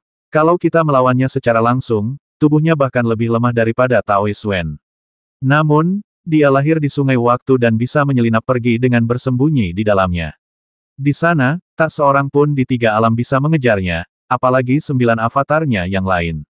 Termasuk tubuh utamanya, totalnya ada 10. 9 avatar itu memiliki kekuatan yang berbeda-beda. Konon, yang terkuat cocok dengan tubuh aslinya, kata Hou Yi. Begitu kau bertindak, avatar-avatarnya yang lain pasti akan bersembunyi di jurang ibel kegelapan. Dengan mempertimbangkan semua aspek ini, memang sulit untuk membasminya, kata Hou Yi. Saudara Hou Yi, bisakah kau membasmi avatar lainnya melalui karma dengan membasmi satu tubuh? Tanya Qin Yun. Hou Yi sedikit mengernyit. Kekuatan yang dilepaskan melalui karma akan sangat berkurang. Untuk membasmi 9 avatarnya, aku harus membakar jiwa esensiku dan melepaskan 9 anak panah berturut-turut. Aku hanya yakin dengan anak panah ke-6 atau ke-7. Saat membakar jiwa esensinya, anak panah pertamanya sudah memiliki kekuatan alam Dao surgawi. Panah ke-9, itu cukup kuat untuk membasmi salah satu avatar terkuat Bohan Island Lord. Dibandingkan dengan Tuan Pulau Bohan, Penatua Janggut Kuning jauh lebih lemah, baik dari segi wilayah kekuasaan maupun sarana perlindungan. Namun, Qin Yun perlu memastikan semua avatar Janggut Kuning terbasmi. Kau percaya diri? Kan mata Qin Yun berbinar. Tentu saja, meskipun kemampuan penyelamatan hidupnya melebihi ekspektasiku, panah ke-9 pembakar jiwa esensi pasti akan membasminya melalui karma, kata Hou Yi sambil tersenyum. Tapi kalau begitu, aku harus memakan buah hati jiwa atau tertidur. Qin Yun mengangguk dan berkata, jika kamu benar-benar terpaksa menggunakan buah hati jiwa, aku akan menebusnya. Kurasa anak panah ke-7 atau ke-8 sudah cukup. Kerusakannya bisa dipulihkan secara perlahan, jadi tidak perlu buah hati jiwa, kata Hou Yi. Meskipun butuh waktu lama untuk pulih dari cederanya, ia bisa kembali ke kondisi puncaknya kapan saja dengan buah hati jiwa yang dimilikinya. Oleh karena itu, ia dipenuhi rasa percaya diri. Dulu, Hou Yi tidak akan membiarkan dirinya berada dalam kondisi rusak parah dalam waktu lama karena ia kekurangan buah hati jiwa. Qin Yun berkata, Saudara Hou Yi, aku bersedia membayar satu buah hati jiwa sebagai imbalan atas bantuanmu. Hou Yi agak tergoda. Bagi Hou Yi, satu buah hati jiwa menyiratkan bahwa ia dapat membakar jiwa esensinya untuk melepaskan 9 anak panah berturut-turut. Oleh karena itu, daya tarik yang diberikan buah hati jiwa kepadanya jauh lebih berharga daripada yang dirasakan oleh eksistensi Dao Agung lainnya yang telah disempurnakan. Buah hati jiwa lebih berharga daripada harta karun Kardinal Conate. Lagi pula, aku ragu ikan loah tua itu akan membutuhkan panah ke-9ku. Aku tidak akan memanfaatkanmu, kata Hou Yi sambil menggelengkan kepala. Dengarkan aku belum bisa memberimu buah hati jiwa untuk saat ini. Qin Yun berkata, aku sangat membutuhkan buah hati jiwa ini sebelum kesengsaraanku. Karena itu, aku akan menggunakan perisai spasial sebagai jaminan terlebih dahulu. Dengan jentikan tangannya, 18 perisai melayang di depannya. Mata Hou Yi berbinar, ini harta karun pertahanan penguasa Pulau Bohan. Jika aku berhasil melampaui batas, tentu saja aku akan menggunakan buah hati jiwa yang tersisa untuk ditukar dengan perisai spasial, kata Qin Yun. Tapi jika aku binasa selama masa kesengsaraan, tentu saja aku akan menghabiskan semuanya. Perisai ini akan menjadi milikmu. Baik keluarga Qin di masa depan maupun Istana Tur Hijau di masa depan, mereka mungkin tidak akan mampu mempertahankannya.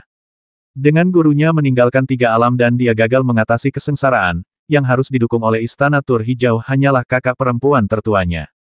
Kekuatannya, itu hanya dianggap rata-rata di antara keberadaan Dao Agung yang sempurna. Hanya mendukung Istana Tur Hijau saja sudah sulit karena ada banyak harta karun di sana. Memiliki perisai tambahan hanya akan meningkatkan tekanannya. Namun, tak seorang pun akan berani memikirkan perisai itu jika berada di tangan Hou Yi. Aku akan menerima buah hati jiwa atau harta karun kardinal pertahanan dengan membantu Hou Yi menggelengkan kepalanya. Dia pria yang sombong dan tidak mau memanfaatkan Qin Yun. Selain membantu, aku masih punya satu permintaan lagi, kata Qin Yun. Jika aku binasa karena kesengsaraan ini, kuharap kau bisa melakukan yang terbaik untuk melindungi keluarga Qinku. Hou Yi menatap Qin Yun. Dia bisa melihat betapa senangnya mata Qin Yun. Tidak ada cara lain. Hal yang paling tidak bisa dilepaskannya adalah keluarganya, Xiao Xiao, Yi Yi, Meng Huan, Yu Luo, dan teman-temannya. Qin Yun memang orang yang sombong tapi dia malah meminta bantuan dalam hal ini. Hou Yi mendesah. Saudara Qin Yun, aku akan mengambil harta karun kardinal pertahanan ini, kata Hou Yi. Jika kau gagal melewati kesengsaraan, aku pasti akan berusaha sebaik mungkin untuk melindungi keluarga Qinmu. Selain itu, setelah berurusan dengan tetua jenggot kuning, keluarga Qinmu memiliki peri Yu Luo.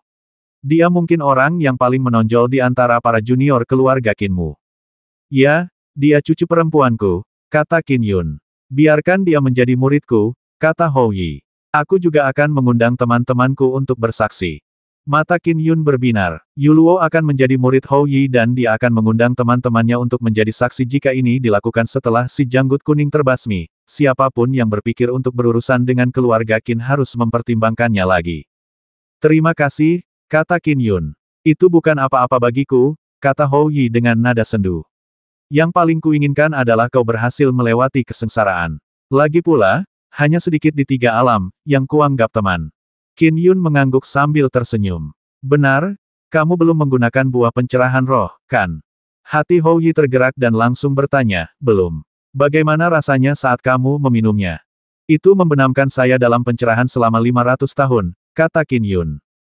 Memang, ranah saya meningkat pesat. Namun, saya harus mengingatkan Anda bahwa Anda hanya akan mendapatkan wawasan dari akumulasi pengalaman yang Anda miliki di masa lalu selama pencerahan.